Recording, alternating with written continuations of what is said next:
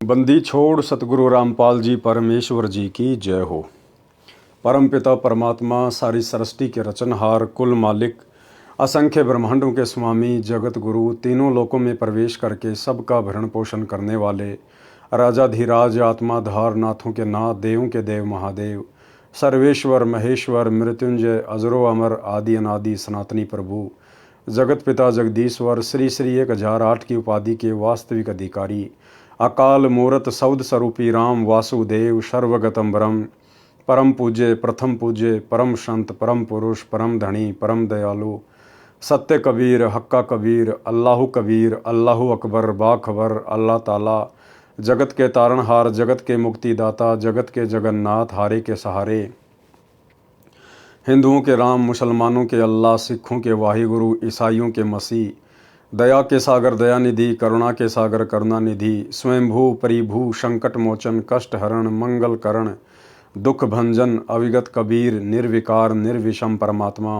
अलय अलेख सतगुरु, आदि अनादि सतगुरु, असली मर्यादा पुरुषोत्तम, असली राम, असली कृष्ण, असली घनश्याम, असली मुरारी, राजाओं के राजा, महाराजाओं के महाराजा, शहंशाहों के शहंशाह, सम्राटों के सम्राट, भगवानों के भगवान, अल्लाहों के अल्लाह, प्रभुओं के प्रभु, मसीहाओं के मसीह, सच्चे वाहिगुरु, बाबाओं के बाबा, पीरों के पीर, सेठों के सेठ, जगत सेठ, सावड़सा सेठ, सर्वगुण संपन्न, अनंत कोटि कलाओं के स्वामी, अनंत कोटि ब्रह्मांडों के नायक, योगियों में महायोगी, ध्यानियों में महाध्यानी, सिद्धों में परम सिद्ध, ज्ञानियों में तत्व ज्ञानी, ब्रह्म ज्ञानी, महाज्ञानी, परम ज्ञानी, सर्वश्रेष्ठ ज्ञानी, विज्ञानी, युवा कबीर, समरथ कबीर, ऐशमवात, अमित ओझा, सच्चे रहनुमा, करीम अल्लाह, सुबहान अल्लाह, दुनिया के अंतिम पैगंबर, 8 सितंबर 1951 से गांव धनाना, जिला सोनीपत, हरियाणा, भारतवर्ष की पावन भूमि पर प्रकट रियल कल की भगवान श्री नारायण साकार हरि, श्री बाबा साहिब, शब्द स्वरूपी राम, संत श्रोमणी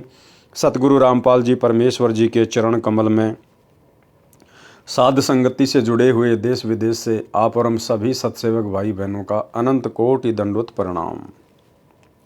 सत्साई भाई और बहनों, दया पूज्य गुरुदेव भगवान की, सतगुरु रामपाल जी परमेश्वर जी की, जिनके विशेष आशीर्वाद से, शुभ आशीर्वाद से आप और हम सभी सत्सेवक आत्माएं साध संगति से जुड़कर अपनी आत्मा के कल्याणार्थ हेतु गुरुदेव के तत्व ज्ञान को आधार बनाकर मोक्ष के लिए निरंतर भक्ति मार्ग पर आगे की ओर बढ़ रहे हैं। भाई और बहनों, पूज्य गुरुदेव भगवान की विशेष रजा से, कृपा से आप और हमें इस कलयुग की बिचली पीढ़ी में ये साध संगति नसीब हुई है। परमात्मा कहते हैं, साध संगत हरि भक्ति बिन कोई न उतरे पार, निर्मल आदि अनादि है गंदा सब संसार। गुरु के ज्ञान के पश्चात आपस में भगत भाई बहन मिलकर उस ज्ञान के ऊपर जो चर्चा करते हैं उसको कहते हैं साध संगति। साध संगति से ज्ञान का निखार होता है, आत्मा में दृढ़ता आती है, विकारों से दूर होती है, अपने गुरु को पहचान पाती है। तो भाई और बहनों, आप और हमारे पर विशेष रजा पूज्य गुरुदेव जी की, और आने वाले समय में जिन जिन आत्माओं को मोक्ष प्राप्त करना होगा उन सभी आत्माओं को साध संगति से जुड़ना होगा, क्योंकि ये परमेश्वर के मिशन का एक मुख्य हिस्सा है। यही गुरुदेव भगवान का यथार्थ 13वां कबीर पंथ है। तो पूज्य गुरुदेव जी के कर कमल से लिखित पवित्र पुस्तक मुक्ति बोध के ऊपर वीडियो बनाने की श्रृंखला जारी है। इसी श्रृंखला में आज हमारा ये 21वें नंबर का वीडियो है। प्रत्येक वीडियो में सतगुरुदेव भगवान के आशीर्वाद से आप और हमें भक्ति मार्ग के विषय में बहुत कुछ सीखने और समझने को मिलता है। तो भाई और बहनों, आज की वीडियो में हम आगे बढ़ते हैं। पवित्र पुस्तक मुक्ति बोध, पेज नंबर 227, कथा शंकर जी का मोहिनी स्त्री के रूप पर मोहित होना। शंकर जी 3 लोक में तमोगुण के प्रधान देवता, उनका मोहिनी के ऊपर विषय वासनाओं में फंसकर काल प्रेरणा से मोहित हो जाना। बहुत सारी शिक्षाएं गुरुदेव भगवान के आशीर्वाद से हमें इन पवित्र पुस्तकों से मिलती हैं, और ये वीडियो बनाने का मकसद यही है कि हम उन गलतियों से बचें जिन गलतियों के कारण आज इन 3 लोक के भगवानों के नाम पर दाग लग चुका है, इनके चरित्र पर दाग लग चुका है। और कोई ये ना सोचे कि मैं तो कुछ भी कर लूंगा, छुपा लूंगा, किसी के सामने बात नहीं आएगी। जब इन तीन लोक के भगवानों की जो बातें हैं, इनका जो चरित्र है, इनके जो कर्म कुकर्म हैं, जो पिछले लाखों वर्षों से छुपते छुपाते आ रहे थे, लेकिन इस कलयुग की पिछली पीढ़ी में उन सब का पर्दाफाश हो गया, सबकी पुस्तक ओपन हो गई। जब ये काल बली 21 ब्रह्मांड का स्वामी, ये ज्योति निरंजन अपने कर्म कुकर्म नहीं छुपा पाया, तो भला आप और हम 2 कौड़ी के जीवों की क्या औकात है। यदि हम समय रहते सतगुरु की शरण में नहीं आए, बुराइयों से किनारा करके भक्ति मार्ग पर नहीं लगे, तो फिर आप और हमारी क्या औकात, जो आप और हमारे कर्म कुकर्म सामने नहीं आएंगे, जन्म जन्मांतरों के सामने आ जाएंगे। तो भाई और बहनों, आज मौका है। वर्तमान भक्ति ग्रहण करने से पहले आप और हमने कितने कर्म किए, कितने कुकर्म किए, परमेश्वर उन सबको अनदेखा कर देगा, चित्रगुप्त के कागज फाड़ देगा। यदि हमारी नीयत शुद्ध हो गई, साफ हो गई, और यदि हम मोक्ष मार्ग पर आगे बढ़ चले तो। अन्यथा ये कर्म कुकर्म के कागज आज नहीं तो कल, कल नहीं तो परसों, नहीं तो अगले जन्म में, ये भाई और बहनों इसी प्रकार से खुलते रहेंगे और यहाँ की झूठी महिमा में आप और हम फंसते रहेंगे। कथा शंकर जी का मोहिनी स्त्री के रूप पर मोहित होना। जिस समय दक्ष की बेटी यानी उमा, शंकर जी की पत्नी, ने श्री रामचंद्र जी की वनवास में सीता रूप बनाकर परीक्षा ली थी। एक समय शंकर और उमा जी यानी पार्वती जी कहीं जा रहे थे। उसी समय पृथ्वी लोक पर श्री विष्णु भगवान रामचंद्र अवतार रूप में आए हुए थे। उनको 14 साल का वनवास प्राप्त था। उसी समय रावण उनकी पत्नी को उठाकर ले गया, उनका हरण करके ले गया। श्री रामचंद्र जी हैं तो ये भी जीव संज्ञा में ही अपनी पत्नी के वियोग में विलाप कर रहे थे, बुरी तरह से रो रहे थे, पेड़ों से लिपट लिपट कर पूछ रहे थे, हिरणों से लिपट लिपट कर पूछ रहे थे, मेरी सीता कहाँ है, मेरी सीता कहाँ है। ऊपर से श्री शंकर जी ने उनको प्रणाम किया शीश झुकाकर। तो पार्वती ने कहा कि हे भगवान, आप किसको नमन कर रहे हैं। तो शंकर जी ने कहा कि नीचे भगवान विष्णु जो रामचंद्र रूप में आए हुए हैं उनको नमन कर रहा हूं। तो पार्वती जी को अपने पति की उस बात पर यकीन नहीं हुआ। बोला ये नहीं हो सकता, ये भगवान विष्णु कैसे हो सकता है, नहीं हो सकता, मैं नहीं मानती और मैं तो इसकी परीक्षा लूंगी। तो श्री शंकर जी ने मना कर दिया था कि पार्वती तू परीक्षा मत लेना। पार्वती ने कहा था मैं सीता रूप बना के परीक्षा लूंगी। तो शंकर जी ने कहा था कि सीता मेरी माता तुल्य है, मेरी भाभी है, और यदि तूने उनका रूप बनाकर परीक्षा ले ली तो तू मेरी माता तुल्य हो जाएगी, ये गलती मत करना। लेकिन काल ने तो भाई और बहनों झगड़े करवाने से मतलब है। कुछ समय के उपरांत पीछे से पार्वती ने सीता रूप बनाया, श्री रामचंद्र जी के समक्ष जा खड़ी हुई। जिस समय दक्ष की बेटी यानी उमा, शंकर जी की पत्नी, ने श्री रामचंद्र जी की वनवास में सीता रूप बनाकर परीक्षा ली थी, श्री शिव जी ने ऐसा न करने को कहकर घर से बाहर चले गए थे। सीता जी का अपहरण होने के पश्चात श्री राम जी अपनी पत्नी के वियोग में विलाप कर रहे थे यानी रो रहे थे। तो उनको सामान्य मानव जानकर उमा जी ने शंकर भगवान की उस बात पर विश्वास नहीं हुआ कि ये विष्णु जी ही पृथ्वी पर लीला कर रहे हैं। जब उमा जी सीता जी का रूप बनाकर श्री राम जी के पास गई तो वे बोले, हे दक्ष पुत्री माया, भगवान शंकर को कहाँ छोड़ आई। इस बात को श्री राम जी के मुख से सुनकर उमा जी लज्जित हुई और अपने निवास पर आ गई।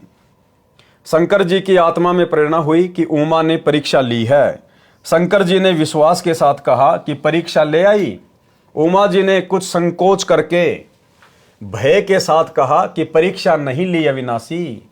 शंकर जी ने सती जी को हृदय से त्याग दिया था, पत्नी वाला कर्म भी बंद कर दिया, बोलना भी बंद कर दिया। तो सती जी अपने घर राजा दक्ष के पास चली गई। कहने का मतलब भाई और बहनों, जब तक हमें ज्ञान नहीं था हम सोचा करते थे ना जाने ये देवी देवता ब्रह्मा विष्णु महेश कैसे रहते होंगे, कैसे खाते होंगे, कैसे इनके कामकाज होंगे। अब इन कथाओं से गुरुदेव भगवान ने आप और हमारा मोतियाबिंद हटा दिया कि ये भी जीव संज्ञा में है, जीव संज्ञा में।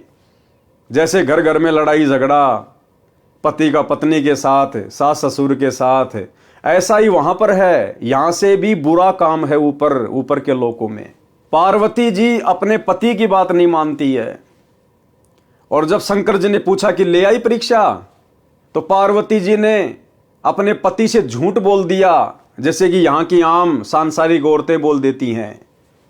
ऐसे ही पार्वती जी ने भी शंकर जी से झूठ बोल दिया कि नहीं नहीं भगवान, मैं परीक्षा लेके नहीं आई।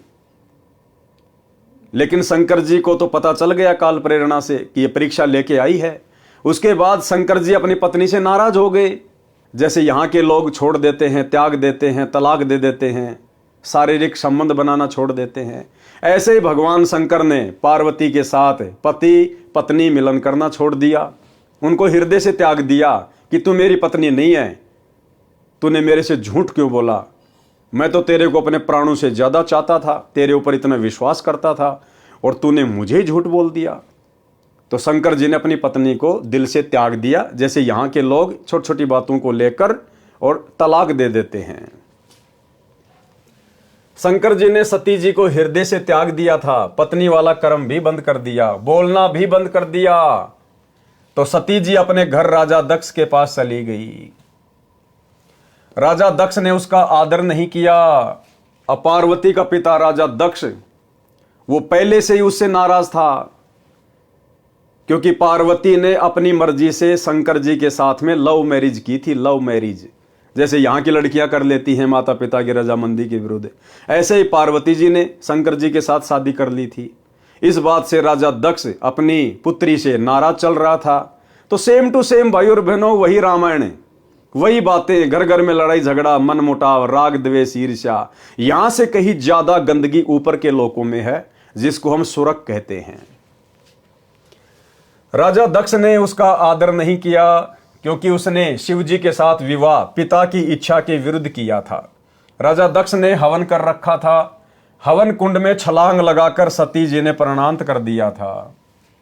अब जिस समय पार्वती यानी सती अपने पिता राजा दक्ष के घर पे गई शंकर जी से नाराज होके, उधर मनमाना आचरण करते हुए शास्त्रों के विरुद्ध हवन यज्ञ शुरू करवा रखा था। एक बड़ा सा हवन तैयार कर रखा था, खड्डा खोद के लकड़ियां डाल रखी थी, पंडित लोग घी के पीपे ठोक रहे थे, स्वाहा, वो स्वतंत्र कर्म था। और नाराज होकर सती उसी में छलांग मार गई कि मैं करवाती हूं तेरा यज्ञ पूर्ण। वही सारी की सारी बातें, ये मनमाना आचरण होता है भाई और बहनों। अगर उस समय राजा दक्ष शास्त्रों के विरुद्ध मनमाना आचरण नहीं कर रहा होता, आप और हम भगत भाई बहनों की तरह यदि उसको तत्व ज्ञान प्राप्त होता, कोई पूर्ण सतगुरु मार्गदर्शक के रूप में प्राप्त होता, तो वो भी जैसे आप और हम प्रतिदिन हवन करते हैं एक दीपक खड़ी बत्ती वाला, उसी प्रकार से करता।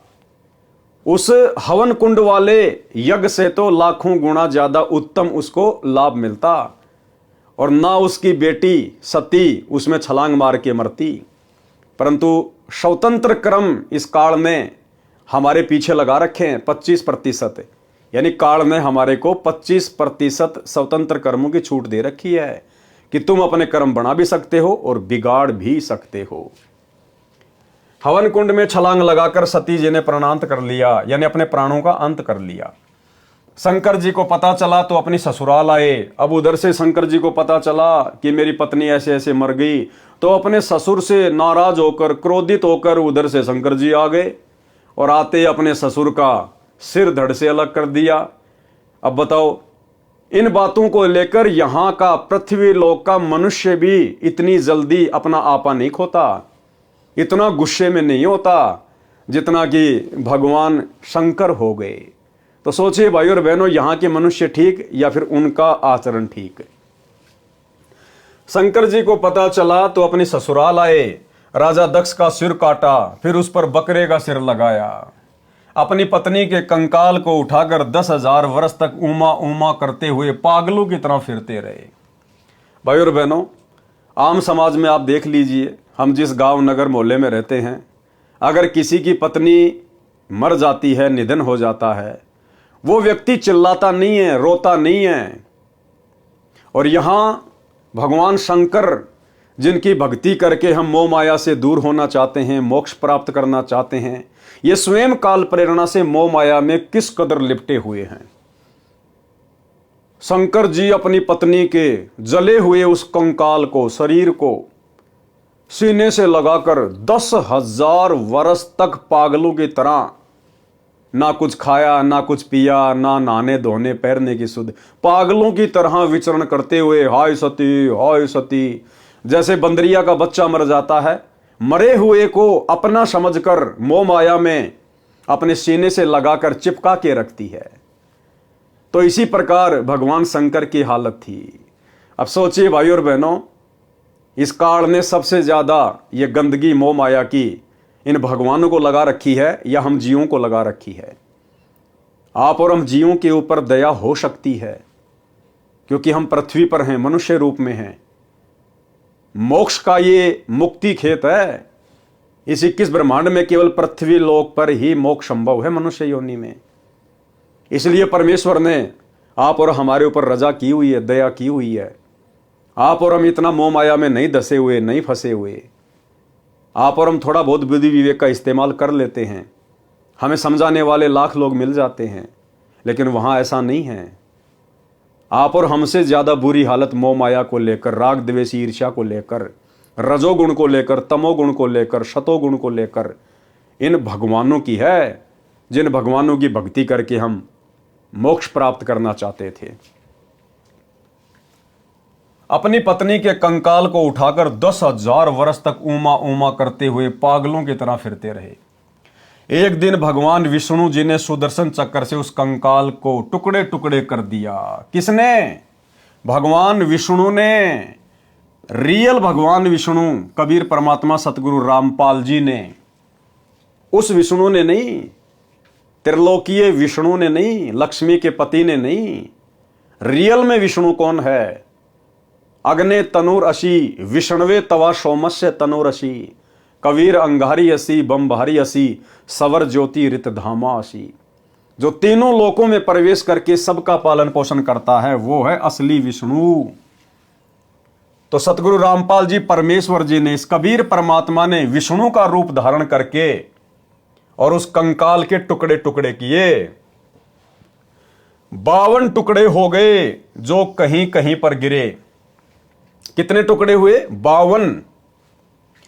जहां पर धड़ गिरा वहां पर वैष्णो देवी मंदिर बना, जहां पर आंखें गिरी वहां पर नैना देवी मंदिर बना, जहां पर जीभ गिरी वहां पर ज्वाला जी का मंदिर बना तथा पर्वत से अग्नि की लपट निकलने लगी। इस प्रकार 52 स्थानों पर यादगार के लिए मंदिर बनाए गए, जो 52 द्वारे कहे जाते हैं। अब देखो भाई और बहनों, दोनों शक्तियां परस्पर बराबर अपना काम करती हैं, काल और दयाल। काल का भी सहयोग होता है हर घटना में, और सूक्ष्म रूप में इस कबीर परमात्मा सतगुरु रामपाल जी भगवान का भी उसमें सहयोग होता है। भाई और बहनों, काल ने तो यह सोचकर इस घटना को अंजाम दिलवाया था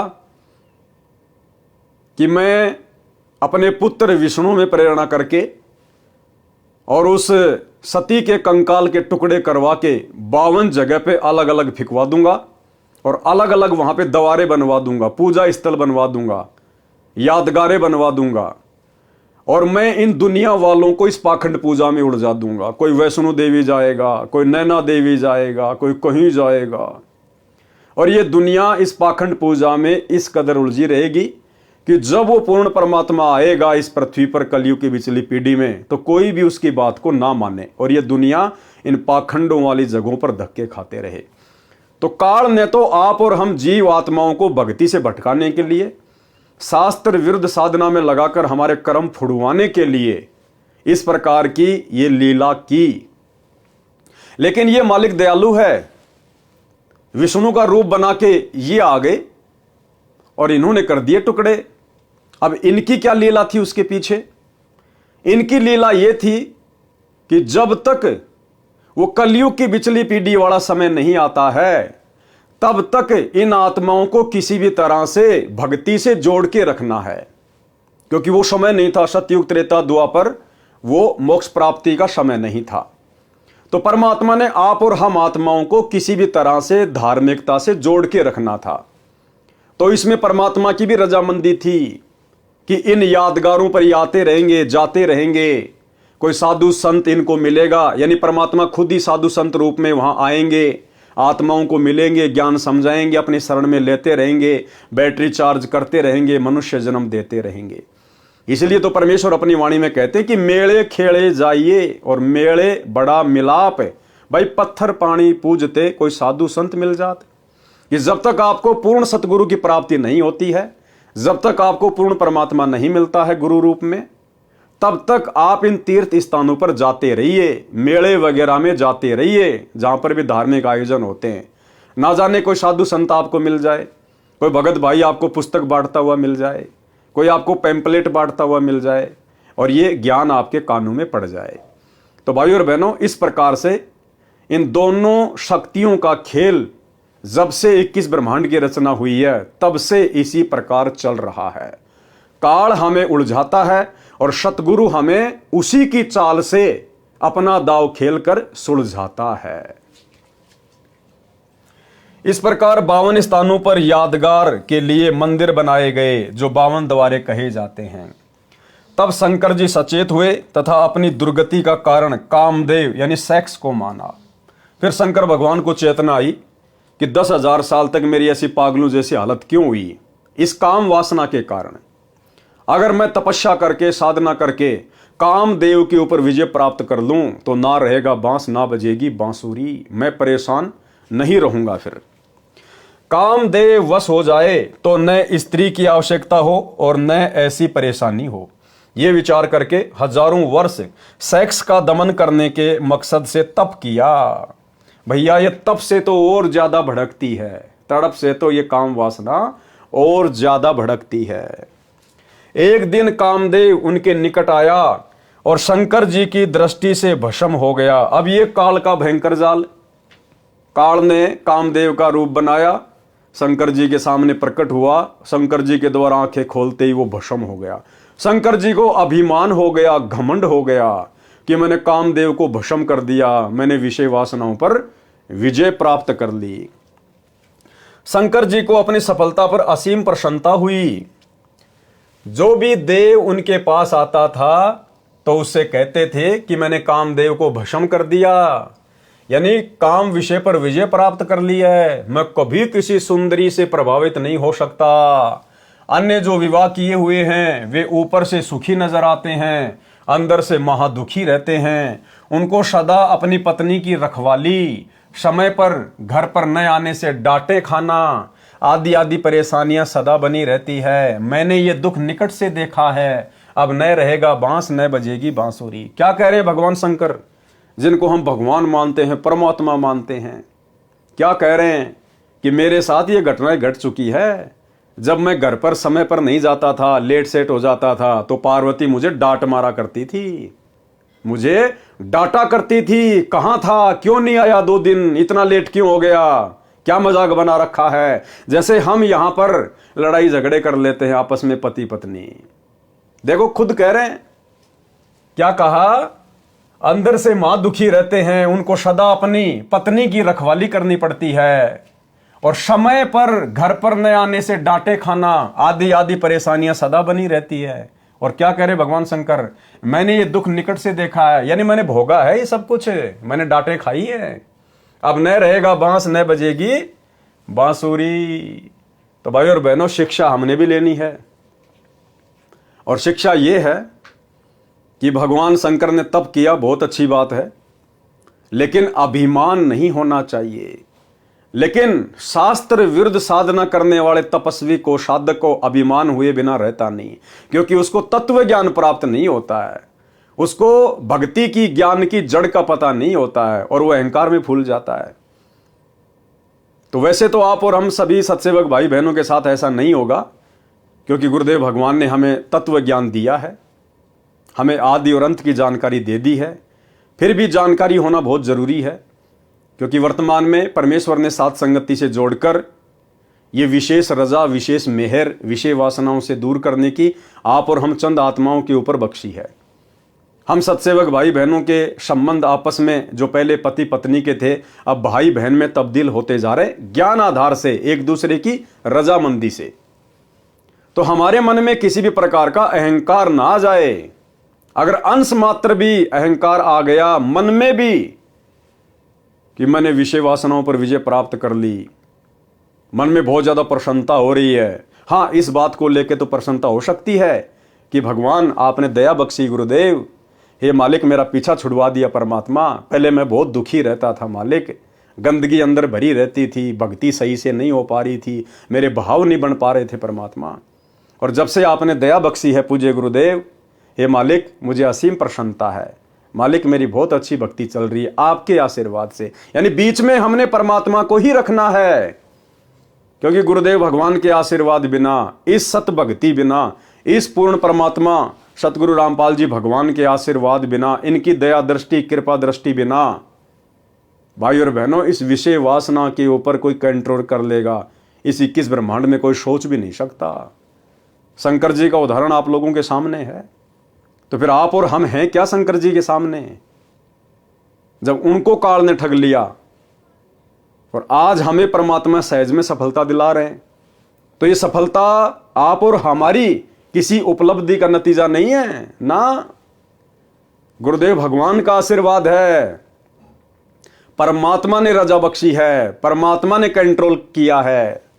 हम जीव हैं, हम कुछ नहीं कर सकते, हम तो रिमोट से चलने वाले प्राणी हैं। रिमोट अगर काल के हाथ लग गया तो वो डांस कराएगा, रिमोट अगर सतगुरु के हाथ में आ गया तो ये सतभक्ति करवाएगा। तो अगर हम किसी भी प्रकार की विषय वासनाओं से, बुराइयों से दूर हो रहे हैं, हमारे अंदर जो मलिनता, जो मैल जमा था, यदि वो धीरे धीरे हट रहा है, साफ हो रहा है, तो इसमें आप और हमारा कोई श्रेय नहीं है।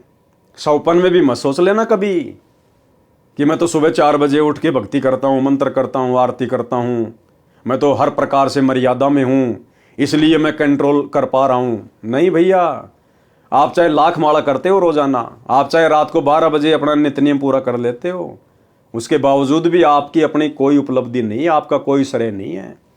ये तो सतगुरु जिस पे दया करेगा वही आत्मा इन विषय विकारों से दूर हो सकती है। तो जो जो भाई बहन विषय विकारों से दूर हैं, गुरुदेव के आशीर्वाद से, सौपन में भी कभी घमंड अपने अंदर पैदा मत कर लेना। हाँ, दूसरों को समझाने के लिए लाख बार चर्चा करो कि भैया गुरुदेव के ज्ञान आधार से आप विचार करो, बड़ी मुश्किल से हमें ये कलयुग की पिछली पीढ़ी का समय प्राप्त हुआ है, भगवान ने हमें पैदा किया है, विशेष संयोग बनाया गुरुदेव ने, और भाई भक्ति मार्ग में विषय वासना बाधक हैं, परमात्मा की हजारों वाणियां संकेत कर रही हैं। तो भाई इन चीज़ों से हटने का प्रयास करो, गुरुदेव से बारंबार प्रार्थना करो, विनती करो, थोड़ी बहुत हिम्मत तुम भी लेके आओ ज्ञान से अपने अंदर, और इनसे दूर हुए बिना हमारी भक्ति सफल नहीं हो सकती। भग भोग्या भगूप जय, भग से बचा न कोई, जो कोई भग से बचे भगत कहावै सोई। तो हम एक दूसरे को समझा तो सकते हैं, लेकिन हमने विजय प्राप्त कर ली, इसका गुणगान नहीं करना, इसका बखान नहीं करना। अगर बताना भी पड़ जाए तो गुरुदेव को बीच में डाल के कि भाई देखो, दास भी पहले इन्हीं विषय विकारों में धसा हुआ था, और भाई गुरुदेव की रजा हुई, बहुत विशेष मेहर हुई पूज्य गुरुदेव की, परमात्मा ने दास के ऊपर रजा बख्शी, मेहर बख्शी, दास को मालिक ने दूर किया। इस प्रकार से हमने अपनी बातों को दूसरे के सामने रखना है, अहंकार वश नहीं। काल ब्रह्म को चिंता बनी कि यदि सब इस प्रकार स्त्री से घृणा करेंगे तो संसार का अंत हो जाएगा, मेरे लिए 1 लाख मानव का आहार कहां से आएगा। ठीक इसी प्रकार वर्तमान में ये काल, क्योंकि मन इसका एजेंट है, सारी ईमेल, सारे समाचार, सारे मैसेज, हमारे जीवन में जो भी कुछ घटित हो रहा है, ये उसका फैक्स भेजता रहता है काल को कि ये आत्माएं तेरे जाल से बाहर निकलने का प्रयास कर रही है, भाई देख लेना, मैंने तो तेरे को मैसेज दे दिया है। तो ये काल हर प्रकार से भाई और बहनों हमें उसी गंदगी में धकेलने का प्रयास करेगा। हम जिन जिन बुराइयों से दूर हटते जाएंगे गुरुदेव के आशीर्वाद से, काल जबरदस्ती उन्हीं बुराइयों को हमारे सामने पेश करेगा, ना चाहते हुए भी ऐसे ऐसे सीन दिखा देगा। मोबाइल में हम तो सत्संग सुनने के लिए ओपन करेंगे, अचानक से ऐड आ जाएगा, अर्धनगर लड़कियां डांस कर रही हैं। हम कहीं बाहर मार्केट में जा रहे हैं, अचानक से मैं माता बहनों का कोई ऐसा सीन दिखा देगा कोई बेचारी बाथरूम करने के लिए बैठी है, अचानक से हमारी नजर जाएगी ना चाहते हुए भी। तो ये जबरदस्ती काल हमारे सामने इस प्रकार के दृष्टांत पेश करेगा, क्योंकि ये चाहता कि वापस इसके अंदर वही मैल आ जाए। लेकिन अब गुरुदेव ने हमें वो ज्ञान दे दिया, वो तत्व ज्ञान दे दिया, मूल ज्ञान दे दिया। पहली नजर तो हमारी कहीं भी जा सकती है, उसमें हमारा दोष नहीं है। लेकिन अगर हमें पता चल गया कि ये जो नजर गई है ये गलत जगह पे गई है, हमने दोबारा अपनी तरफ से नजर वहां नहीं दौड़ानी। अगर हमने फिर से नजर वहीं पे टिका दी तो फिर भाई और बहनों वो शैतान की नजर है। कहते हैं पहली नजर इंसान की, दूसरी नजर शैतान की। तो हमने फिर उन चीजों को अनदेखा कर देना है कि भैया ये काल प्रेरणा है। गुरुदेव ने सत्संगों में यही तो बताया, यही तो समझाया। ये जबरदस्ती हमारे सामने इस प्रकार के दृश्य पेश करेगा हमें विचलित करने के लिए। लेकिन तुरंत हमने अपना सुमरण शुरू कर देना है या भगवान का अपना कोई सत्संग शुरू कर देना है। हमने भक्ति से जुड़े रहना है, तभी हमारा बचाव होगा। काल ब्रह्म को चिंता बनी कि यदि सब इस प्रकार स्त्री से गणना करेंगे तो संसार का अंत हो जाएगा। मेरे लिए 1 लाख मानव का आहार कहां से आएगा। इसको चिंता इस बात की नहीं है कि संसार का अंत हो जाएगा, नहीं, इसको चिंता यह है कि संसार का अंत हो जाएगा, यानी बच्चे पैदा करना लोग छोड़ देंगे, तो फिर मेरे लिए प्रतिदिन 1 लाख वो सूक्ष्म शरीर कहां आएंगे। क्योंकि इसको तो श्राप लगा हुआ ना, प्रतिदिन 1 लाख सूक्ष्म शरीर की वासना तपतशिला पर निचोड़ निचोड़ के पीने का, खाने का। तो इसको अपने भोजन की चिंता है। इस उद्देश्य से नारद जी को प्रेरित किया। एक दिन नारद मुनि जी आए, उनके सामने भी अपनी कामदेव पर विजय की कथा सुनाई। नारद जी ने भगवान विष्णु को यथावत सुनाई। श्री विष्णु जी को काल ब्रह्म ने प्रेरणा की, भाई की परीक्षा करनी चाहिए कि ये कितने खरे हैं। काल ब्रह्म की प्रेरणा से एक दिन शिव जी विष्णु जी के घर के आंगन में आकर बैठ गए। सामने बहुत बड़ा फलदार वृक्षों का बाग था। भिन्न भिन्न प्रकार के फूल खिले थे, बसंत जैसा मौसम था। श्री विष्णु जी शिव जी के पास बैठ गए, कुशल मंगल जाना। फिर विष्णु जी ने पूछा, सुना है कि आपने काम पर विजय प्राप्त कर ली है। शिव जी बोले, हाँ, मैंने कामदेव का नाश कर दिया है। ये नहीं कहा कि मैंने परमेश्वर की रजा से, उनके आशीर्वाद से तप करके, भक्ति करके और इस कामदेव पर विजय प्राप्त की है। सीधा क्या कहा, हाँ, मैंने कामदेव पर विजय प्राप्त कर ली है। कुछ देर बाद शिव जी के मन में प्रेरणा हुई कि भगवान, मैंने सुना है कि सागर मंथन के समय आप जी ने मोहिनी रूप बनाकर राक्षसों को आकर्षित किया था। आप उस रूप में कैसे लग रहे थे, मैं देखना चाहता हूं। पहले तो बहुत बार विष्णु जी ने मना किया, परंतु शिव जी के हट के सामने स्वीकार किया और कहा कि कभी फिर आना, आज मुझे किसी आवश्यक कार्य से कहीं जाना है। यह कहकर विष्णु जी अपने महल में चले गए। अब विष्णु जी तो अपने महल में चले गए, अब पीछे से कबीर परमेश्वर सतगुरु रामपाल जी भगवान ने फिर मोहिनी का रूप धारण किया। मोहिनी का रूप धारण है, क्योंकि भाई और बहनों, हम सब इसी की आत्मा है और आत्मा में यदि अहंकार आ गया तो ये परमात्मा उसको चकनाचूर किए बिना छोड़ता नहीं है। और आज एक उदाहरण पेश करना था परमात्मा ने कि काल प्रेरणा क्या होती है। ये भगवान भी काल के वशीभूत हैं, ब्रह्मा विष्णु महेश 33 करोड़ देवी देवता। और इस नकली भक्ति से विषय वासनाओं पर कंट्रोल नहीं किया जा सकता जब तक ये तत्व ज्ञान नहीं मिलेगा, सतगुरु का पूर्ण मोक्ष मंत्र नहीं मिलेगा। तो परमेश्वर ने उदाहरण भी पेश करने थे। ये कहकर विष्णु जी अपने महल में चले गए। शिव जी ने कहा कि जब तक आप वह रूप नहीं दिखाओगे मैं भी जाने वाला नहीं हूं। अब ये हठ धर्मिता है, हठ धर्मिता। अब देखो, ये बच्चों जैसी बात काल प्रेरणा से शंकर जी कर बैठे कि जब तक आप अपना वो रूप नहीं दिखाओगे मैं भी यहां से नहीं जाने वाला। तो ये हठ धर्मिता आप और हम भक्तों ने कभी अपने जीवन में नहीं करनी है। मैं भी जाने वाला नहीं हूं। कुछ ही समय के बाद शिव जी की दृष्टि बाग के एक दूर वाले कोने में एक अप्सरा पर पड़ी जो सुंदरता का सूर्य थी। गुरुदेव भगवान सतगुरु रामपाल जी परमात्मा अप्सरा का रूप धारण करके, मोहिनी का रूप धारण करके और शंकर जी को दिखाई दिए उस बगीचे में एक कोने में। इसी प्रकार भाइयों और बहनों, ये परमात्मा आप और हमारी परीक्षा लेने के लिए इस कलयुग की बिचली पीढ़ी में कि मेरे बच्चों के ऊपर मेरे ज्ञान का कितना असर हुआ है, इसी प्रकार से किसी भी औरत का रूप बनाकर आप और हमारे सामने भी पेश हो सकते हैं। इस प्रकार की अश्लील हरकतें भी करेगा ये भगवान, आप और हमें रिझाने का प्रयास भी करेगा, अश्लील संकेत भी करेगा हमें चेक करने के लिए। तो भाइयों और बहनों, हर प्रकार से हमने इस ज्ञान को आधार बना के चलना है। अब कौन था वो अप्सरा? हमारे गुरुदेव भगवान ये कबीर परमात्मा। इधर उधर देखकर शिव जी उसकी ओर चल पड़े। जो जो निकट गए तो वह सुंदरी अधिक सुंदर लगने लगी और वह अर्धनग्न वस्त्र पहने थी। कभी गुप्तांग वस्त्र से ढक जाता तो कभी हवा के झोंके से आधा हट जाता। सुंदरी ऐसे भाव दिखा रही थी जैसे उसको कोई नहीं देख रहा। जब शिवजी को निकट देखा तो शर्मसार होकर तेज चाल से चल पड़ी। शिवजी ने भी गति बढ़ा दी। बड़े परिश्रम के पश्चात तथा घने वृक्षों के बीच मोहिनी का हाथ पकड़ पाए।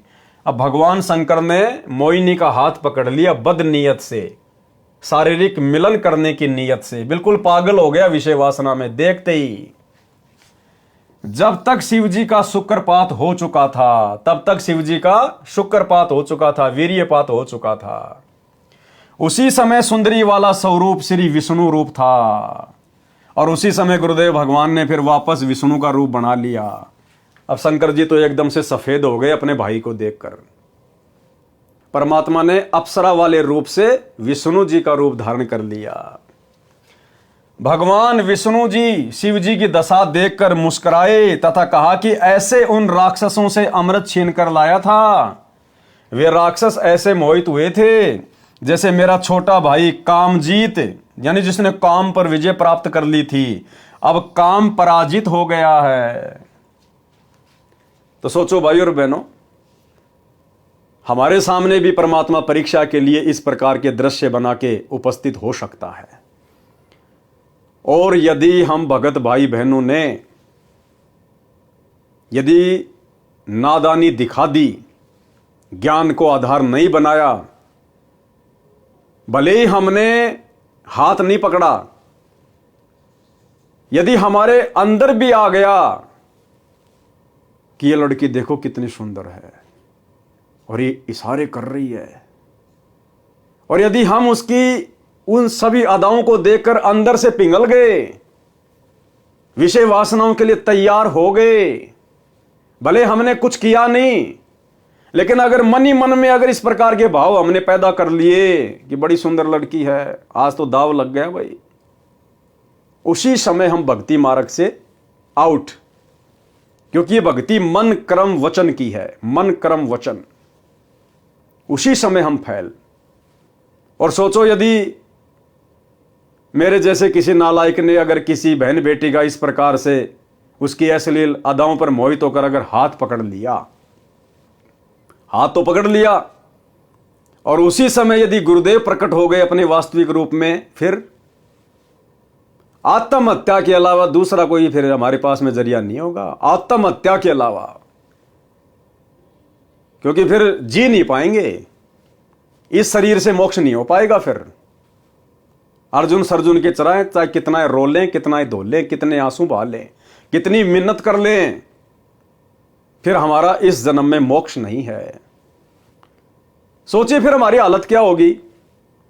बदनीयत से मैंने हाथ पकड़ा, उसी समय गुरुदेव प्रकट हो गए उस लड़की के रूप में। अब सोचिए मैं कैसे नजर मिला पाऊंगा उस परमात्मा से, जब तक जीऊंगा तब तक ये जन्म मेरा बर्बाद।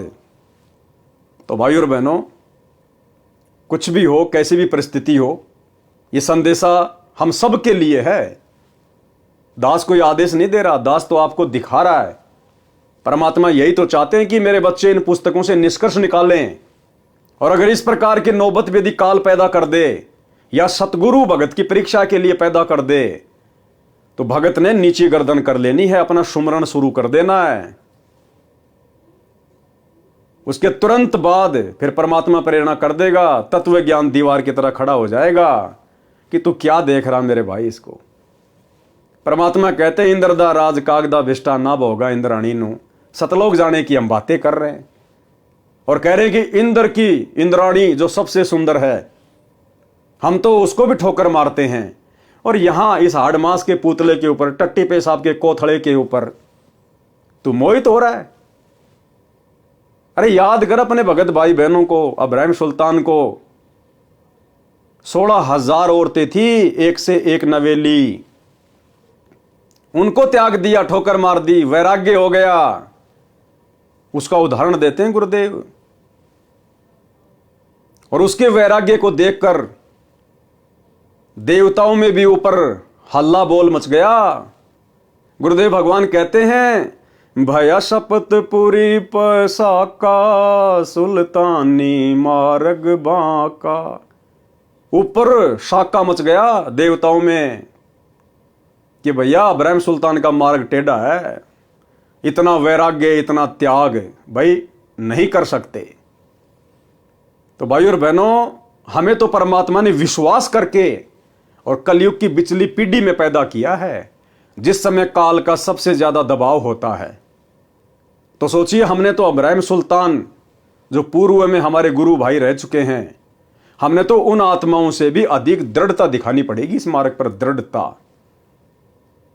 और भी कुछ नहीं कर सकते। और यदि ऐसा कोई धर्म संकट वाला समय आ जाए तो नीची गर्दन करके आगे बढ़ जाओ, अपने गुरुजी को याद करते हुए। 2-4-5 मिनट के बाद गुरुजी संभाल लेंगे, वापस वो काल प्रेरणा फिर धीरे धीरे समाप्त हो जाएगी। और अचानक से ये काल प्रेरणा उन्हीं आत्माओं में होती है जो अभी भक्ति पे पूरी तरह से दृढ़ नहीं है। वो इतने सुमरण नहीं कर पाते, इतनी भक्ति नहीं कर पाते जितनी परमात्मा हमसे करवाना चाहते हैं, क्योंकि भक्ति से ही सब कुछ होगा। परमात्मा कहते हैं जप तप संयम साधना सब सुमरण के माही, और कबीरा जाने राम जन सुमरण कछु नाही।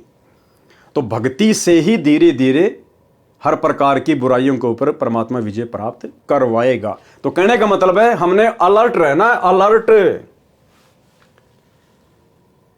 भगवान विष्णु जी शिव जी की दशा देखकर मुस्कुराए तथा कहा कि ऐसे उन राक्षसों से अमृत छीन कर लाया था। वे राक्षस ऐसे मोहित हुए थे जैसे मेरा छोटा भाई कामजीत अब काम पराजित हो गया। शिव जी ने उसके पश्चात हिमालय राजा की बेटी पार्वती से अंतिम बार विवाह किया। पार्वती वाली आत्मा वही है जो सती जी थी। पार्वती रूप में अमरनाथ स्थान पर अमर मंत्र शिवजी से प्राप्त करके कुछ समय के लिए अमर हुई। इस प्रकार वाणी में कहा है कि शंकर जी की समाधि तो अडिग यानी न डिगने वाली थी, जैसा पौराणिक मानते हैं। वह भी मोहे गए यानी काल के द्वारा छले गए, माया के वश हो गए। वाणी नंबर 140 में बताया है कि भगवान शिव की पत्नी पार्वती तीनों लोकों में सबसे सुंदर स्त्रियों में से एक है। शिव राजा ऐसी सुंदर पत्नी को छोड़कर मोहिनी स्त्री के पीछे चल पड़े। पहले 88,000 वर्ष तप किया, फिर लाख वर्ष तक तप किया सेक्स पर विजय पाने के लिए, और भ्रम भी था कि मैंने काम जीत लिया, लेकिन फिर हार गया। पारक के अंक की वाणी नंबर 145। ग्रीब कृष्ण गोपी का भोग कर फेर जति कहलाया, या की गति पाई नहीं ऐसे त्रिभुवन राया। सरलार्थ, श्री कृष्ण जी के विषय में श्रीमद् भागवत सुधा सागर में प्रमाण है कि श्री कृष्ण मथुरा वृंदावन की गोपियों यानी गोपों की स्त्रियों के साथ संभोग यानी सेक्स किया करते थे। वे फिर भी जति कहलाए। जति कौन होता है? अपनी स्त्री के अतिरिक्त अन्य की स्त्री से कभी संभोग न करने वाला या पूर्ण रूप से ब्रह्मचारी को जति कहते हैं। उसका भेद ही नहीं पाया। ऐसे ये 3 लोक के मालिक श्री कृष्ण के अंदर प्रवेश करके काल ब्रह्म गोपियों से सेक्स करता था। स्त्रियों को तो श्री कृष्ण नजर आता था, काल ब्रह्म सब कार्य गुप्त करता है। तो भाई और बहनों, वर्तमान में यदि इस काल ब्रह्म की ऐसी गुप्त षड्यंत्रकारी लीलाओं से कोई बच सकता है तो केवल सतगुरु का भगत क्योंकि सतगुरु के शब्द में, सतगुरु के ज्ञान में वो शक्ति है। अगर मर्यादा में रहेंगे तो ये निकट नहीं आएगा। वाणी नंबर 142 से 144। गरीब यो बीजक विस्तार है, मन की झाल किलोल, पुत्री ब्रह्मा देख कर हो गए डामाडोल। ब्रह्मा जी भी इसके सामने नहीं टिक पाए। गरीब दे तजी दुनिया तजी, शिव सिर मारी थाप, ऐसे ब्रह्मा पिता के काम लगाया पाप। गरीब फेर कल्प करुणा कैरी, ब्रह्मा पिता शुभान, स्वर्ग शमूल जिहान में यो मन है शैतान। यानी विचार करने की बातें हैं भाई और बहनों। यदि हम वर्तमान में इन विषय विकारों से दूर हटकर भक्ति कर पा रहे हैं तो यह कितनी बड़ी रजा है आप और हमारे ऊपर। हमें विश्वास होना चाहिए कि हम समर्थ शक्ति की शरण में हैं। जिन विषय विकारों से दूर इस काल ने भगवान शंकर को नहीं होने दिया, ब्रह्मा जी को नहीं होने दिया, विष्णु जी को नहीं होने दिया, उनकी दुर्गति रखी।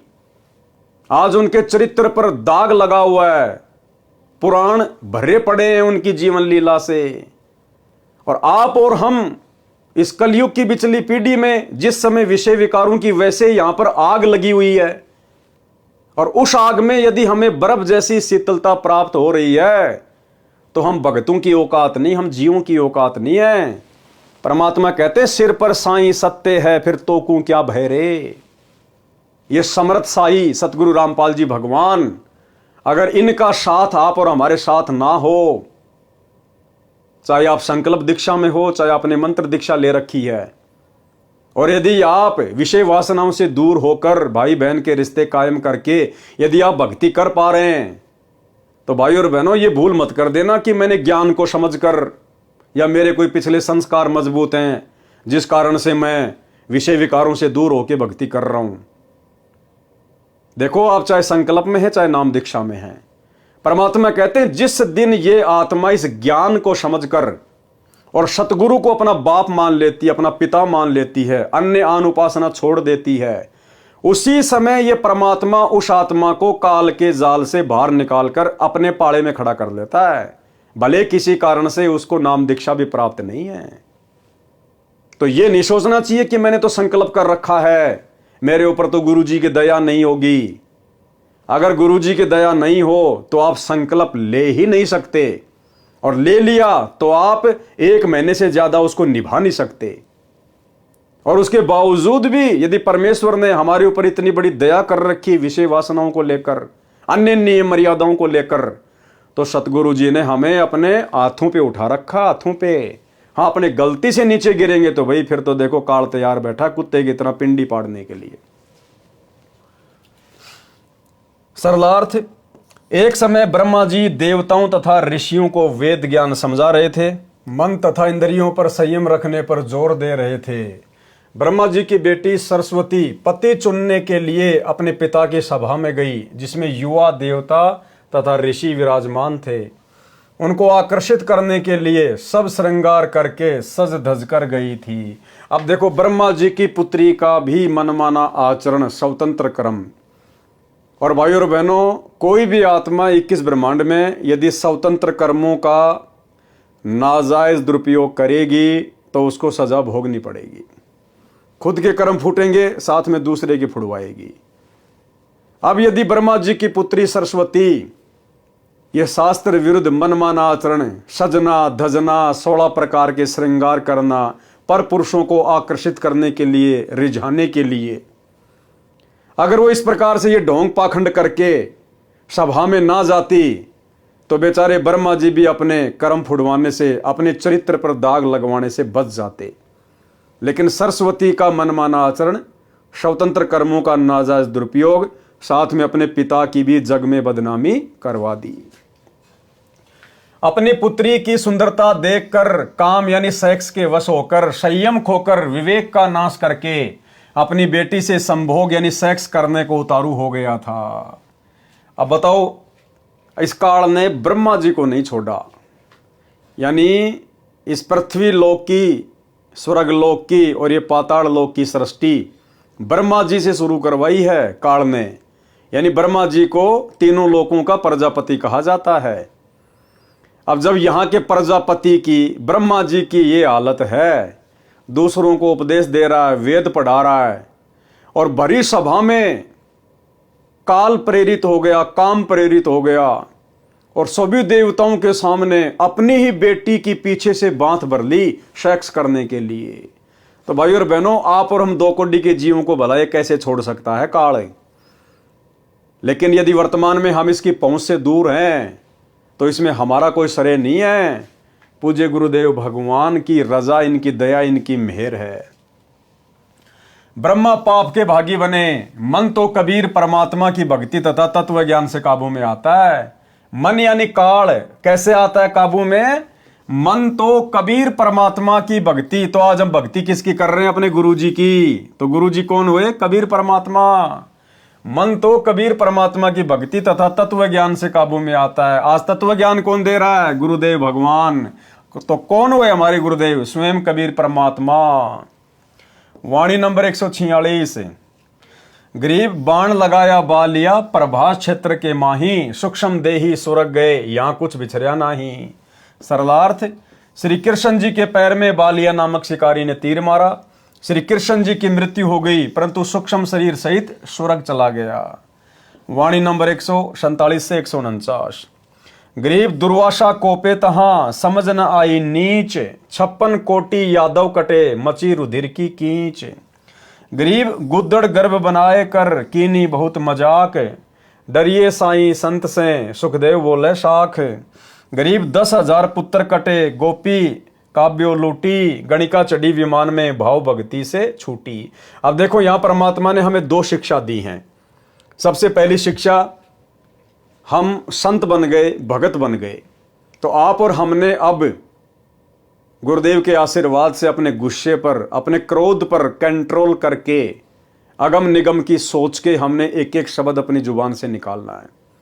दुर्वासा संत था और अंत में उसने क्या कर दिया? जरा सी बात के ऊपर वहां के लड़कों ने, श्री कृष्ण जी के लड़के प्रद्युम्न ने और अन्य लड़कों ने जरा सा मजाक कर दिया उसके साथ में। उसने श्राप दे दिया, 56 करोड़ यादव आपस में कट कट के मर गए, खून की नदियां बह गई।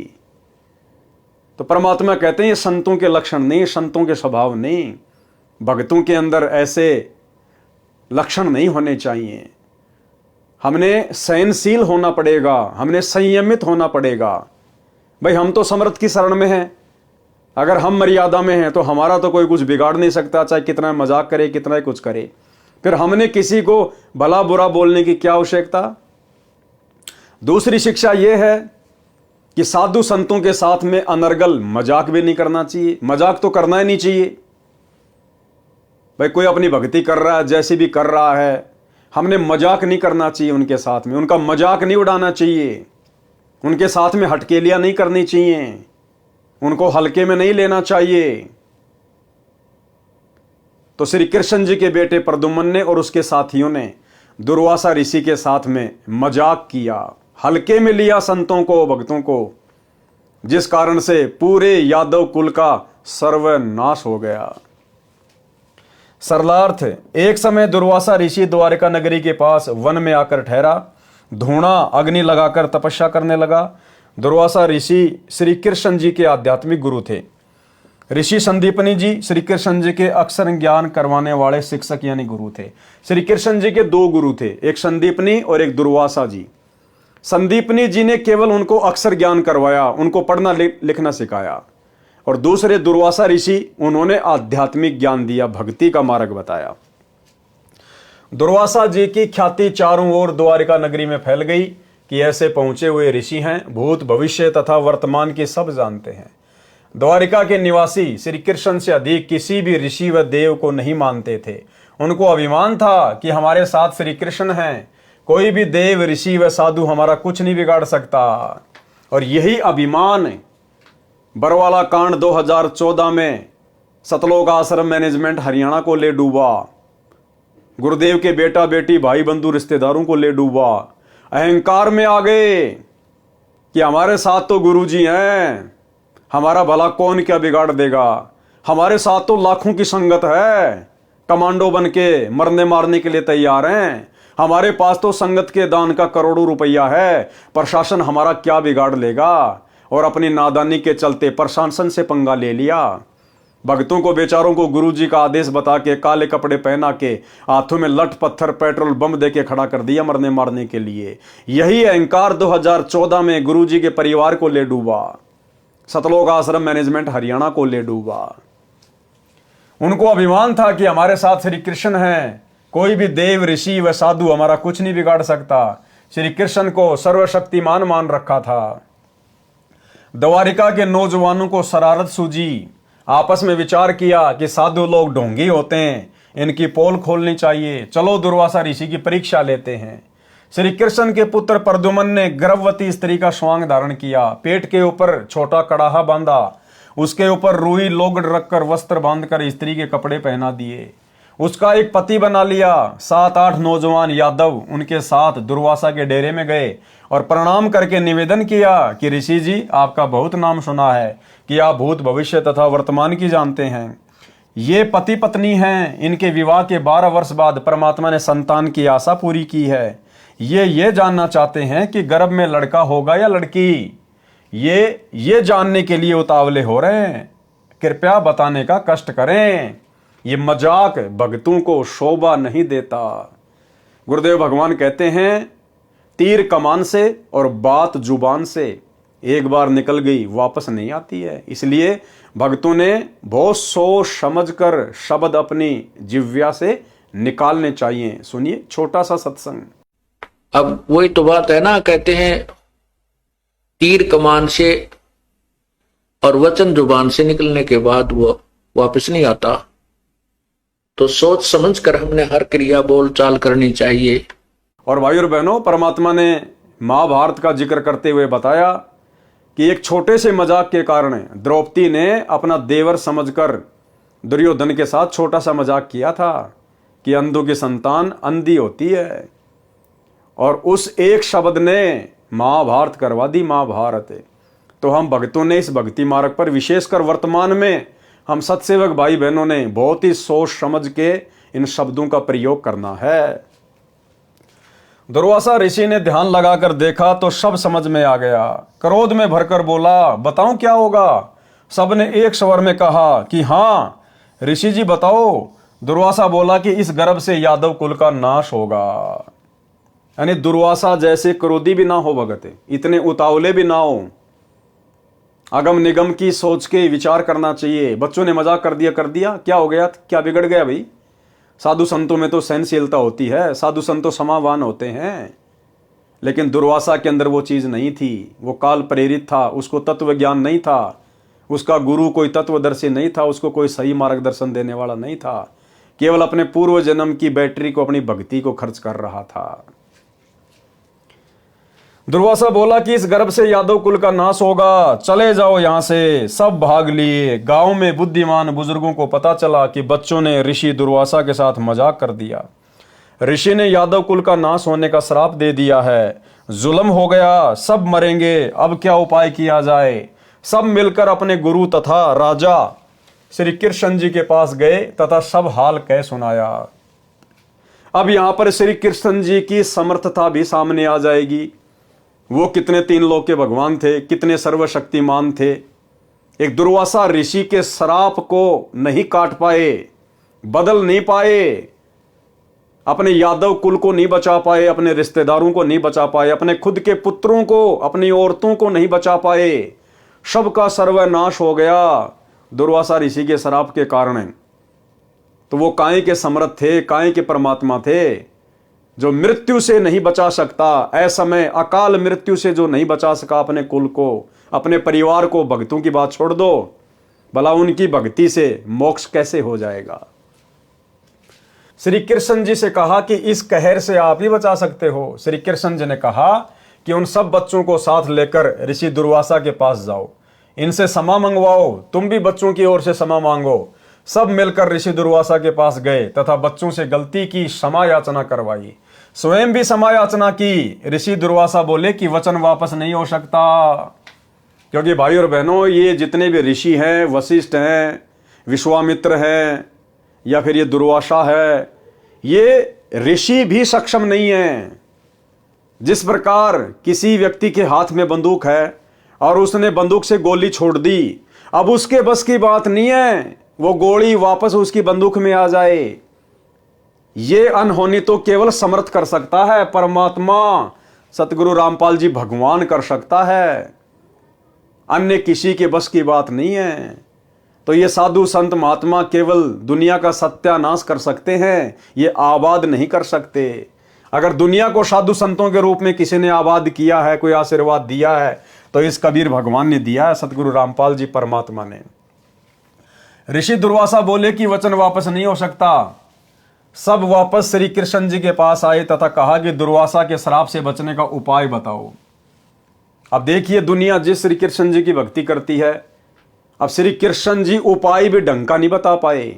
वो अंतर्यामी भी नहीं थे कि उनके द्वारा बताया गया उपाय यादव कुल का समाधान करेगा या उनका सत्यानाश करेगा। श्री कृष्ण जी ने बताया समाधान, और उस समाधान से सबका विनाश हो गया। श्री कृष्ण ने कहा कि जो जो वस्तु गर्भ समांग में प्रयोग की गई थी उनका नामो निशान मिटा दो, उन्हीं से अपने कुल का नाश होना कहा है। कपड़े रुई लोगड़ को जलाकर उसकी राख को प्रभास क्षेत्र में नदी में डाल दो। जो लोहे की कढ़ाई है उसे पत्थर पर घिसा घिसा कर चूरा बनाकर प्रभास क्षेत्र में दरिया में डाल दो। अब श्री कृष्ण जी ने क्या समाधान बताया, अब विचार करना होगा भाई और बहनों, आप और हमें। ये गुरुदेव भगवान आज हमें मिल गए, परमात्मा हमारी बुद्धि खोल दी मालिक ने, नहीं तो इन कथाओं का सार हम कभी समझ नहीं सकते थे।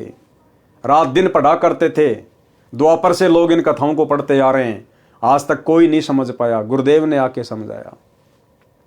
श्री कृष्ण ने क्या समाधान बताया कि दुर्वासा ने श्राप दिया ना कि ये जो गर्भ है ना इससे क्या होगा बताऊं, यादव कुल का नाश होगा। तो क्या था उस गर्भ की जगह पे, लोगड़, कपड़े और वो कड़ाहा। तो श्री कृष्ण ने कहा कि ये कपड़े जला के इसकी राख को प्रभास क्षेत्र में यानी यमुना के किनारे वहां डाल दो, और ये जो लोहे का कड़ाहा है इसको घिस घिस के इसका चूरा यमुना जी में डाल दो, ना रहेगा बांस ना बजेगी बांसुरी। तो सब बड़े खुश हो गए कि भगवान ने तो तगड़ा समाधान बता दिया। समाधान नहीं, भगवान ने तुम्हारे सत्यानाश का रास्ता बता दिया। अब देखिए क्या होता फिर आगे, न रहेगा बांस न बजेगी बांसुरी। द्वारिका वासियों ने अपने गुरु श्री कृष्ण जी के आदेश का पालन किया। लोहे की कढ़ाई का एक कड़ा एक व्यक्ति को घिसाने के लिए दिया था, उसने कुछ घिसाया, पूरा नहीं घिसा, वैसे ही दरिया में फेंक दिया। घिसने से उस कड़े में चमक आ गई थी। एक मछली ने उसे खाने की वस्तु समझकर खा लिया। उस मछली को एक बालिया नाम के भील ने पकड़कर काटा तो कड़ा निकला, उसका लोहा पक्का था। बालिया ने उसे अपने तीर का आगे वाला हिस्सा विषाक्त यानी जहरीला बनवा लिया। कड़ाहे का जो लोहे का चूर्ण दरिया में डाला गया था, उसका तेज तीखे पत्तों वाला घास उग गया। पत्ते तलवार की तरह पहने थे। कपड़ों तथा रुई लोगड़ की राख का भी घास बन गया। कुछ वर्षों के बाद दुर्वासा के श्राप के कारण द्वारिका में अनहोनी घटनाएं होने लगी। आपसी झगड़े होने लगे, एक दूसरे को छोटी सी बात पर मारने लगे। सारी द्वारिका में उपद्रव होने लगा। द्वारिका नगरी के बड़े सयाने लोग मिलकर श्री कृष्ण जी के पास गए, दोबारा गए श्री कृष्ण जी के पास, तथा दुख बताया कि नगरी में किसी को किसी का बोल अच्छा नहीं लग रहा। बिना बात के मरने मारने को तैयार हो जाते हैं। छोटे बड़े की शर्म नहीं रही है, क्या कारण है तथा यह कैसे शांत होगा। श्री कृष्ण जी ने बताया कि श्री दुर्वासा के श्राप के कारण यह हो रहा है। फिर समाधान क्या बताया, अरे दुर्वासा के श्राप का समाधान ही तो आपने बताया था उनको पहले, सालों पहले। अब कह रहे हो कि श्री दुर्वासा ऋषि के श्राप के कारण ये हो रहा है। फिर आपके समाधान ने भला क्या हल निकाला, इसका समाधान सुनो। फिर से समाधान बता रहे श्री कृष्ण जी। पहले वाला समाधान तो पूरा हुआ नहीं, फेल हो गया। दूसरा समाधान बता रहे हैं कि नगरी के सभी छोटे नवजात लड़के सहित यादव प्रभास क्षेत्र में उसी स्थान पर नदी में स्नान करो जिस स्थान पर कढ़ाई का चूर्ण डाला था। यानी यादवों को मरने मारने के लिए भेज रहा श्री कृष्ण। और यादव समझ रहे हैं कि इससे हमारा समाधान होगा। ये काल प्रेरणा भाई और बहनों, ये 3 लोक के भगवान भी काल की रेंज से बाहर नहीं है। श्राप से बचने के लिए द्वारिका नगरी के सब बालक, नौजवान तथा वृद्ध स्नान करने गए। श्री कृष्ण जी के कहने से स्नान करके बाहर निकलकर एक दूसरे से गाली गलौज करने लगे और उस कढ़ाई के चूरे से उत्पन्न घास को उखाड़कर एक दूसरे को मारने लगे। तलवार की तरह घास से सिर कटकर दूर गिरने लगे। कुछ व्यक्ति बचे थे, अन्य सब के सब लड़कर मर गए। उन बचे हुओं को ज्योति निरंजन काल ने स्वयं श्री कृष्ण जी में प्रवेश करके उस घास से मार डाला। अकेला श्री कृष्ण बचा था। अब श्री कृष्ण जी ने खुद की मौत का सामान खुद ही तैयार करवाया कि उस कढ़ाई को जमुना जी में घसो। एक आलसी व्यक्ति को दे दिया, लास्ट में उसने वो कढ़ाई से कैसे फेंक दिया।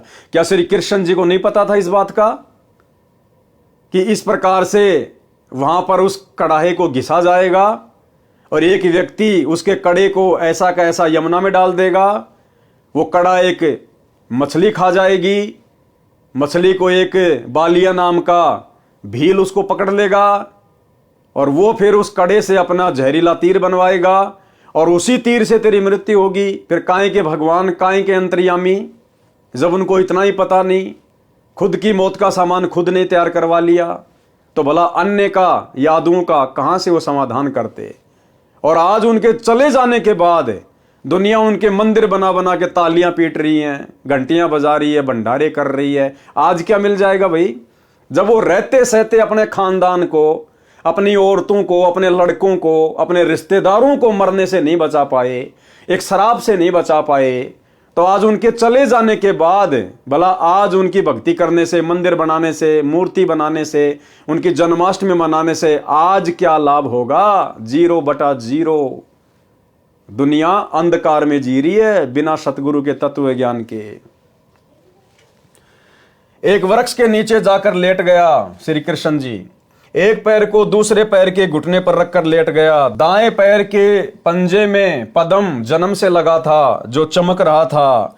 जिस बालिया नाम के भील यानी शिकारी ने मछली से निकले कढ़ाई के कड़े का विष लगाकर तीर बनवाया था, वह शिकारी उसी तीर को लेकर उसी स्थान पर शिकार की तलाश में आया जिस वृक्ष के नीचे श्री कृष्ण लेटे थे। वृक्ष की छोटी छोटी टहनियां चारों ओर नीचे पृथ्वी को छू रही थी, लटक रही थी। उन झुरमटों में से श्री कृष्ण के पैर का पद्म ऐसा लग रहा था जैसे किसी हिरण की आंख चमक रही हो। शिकारी बालिया ने आव देखा न ताव, उस चमक पर तीर दे मारा। तीर निशाने पर लगा। पैर के तलवे में विषाक्त तीर लगने से श्री कृष्ण जी की चीख निकली।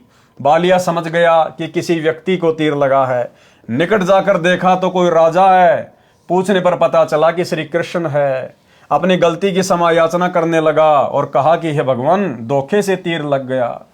मैंने आपके पैर के पद्म की चमक मृग की आंख जैसी लगी, क्षमा करो। श्री कृष्ण ने कहा कि बालिया, तेरा कोई दोष नहीं है, होनी प्रबल होती है। मैंने तेरा बदला चुकाया है। त्रेता युग में तू किष्किंधा का राजा सुग्रीव का भाई बाली था। मैं अयोध्या में रामचंद्र नाम से राजा दशरथ के घर पर जन्मा था। उस समय मैंने तेरे को वृक्ष की ओट लेकर धोखा करके लड़ाई में मारा था। अब तू मेरा एक काम कर। अब बताओ भाई और बहनों, अपने कर्मों को ये भगवान नहीं काट पाए। त्रेता में श्री रामचंद्र जी अर्थात श्री विष्णु भगवान ने धोखे से पेड़ की ओट लेकर बाली को मारा।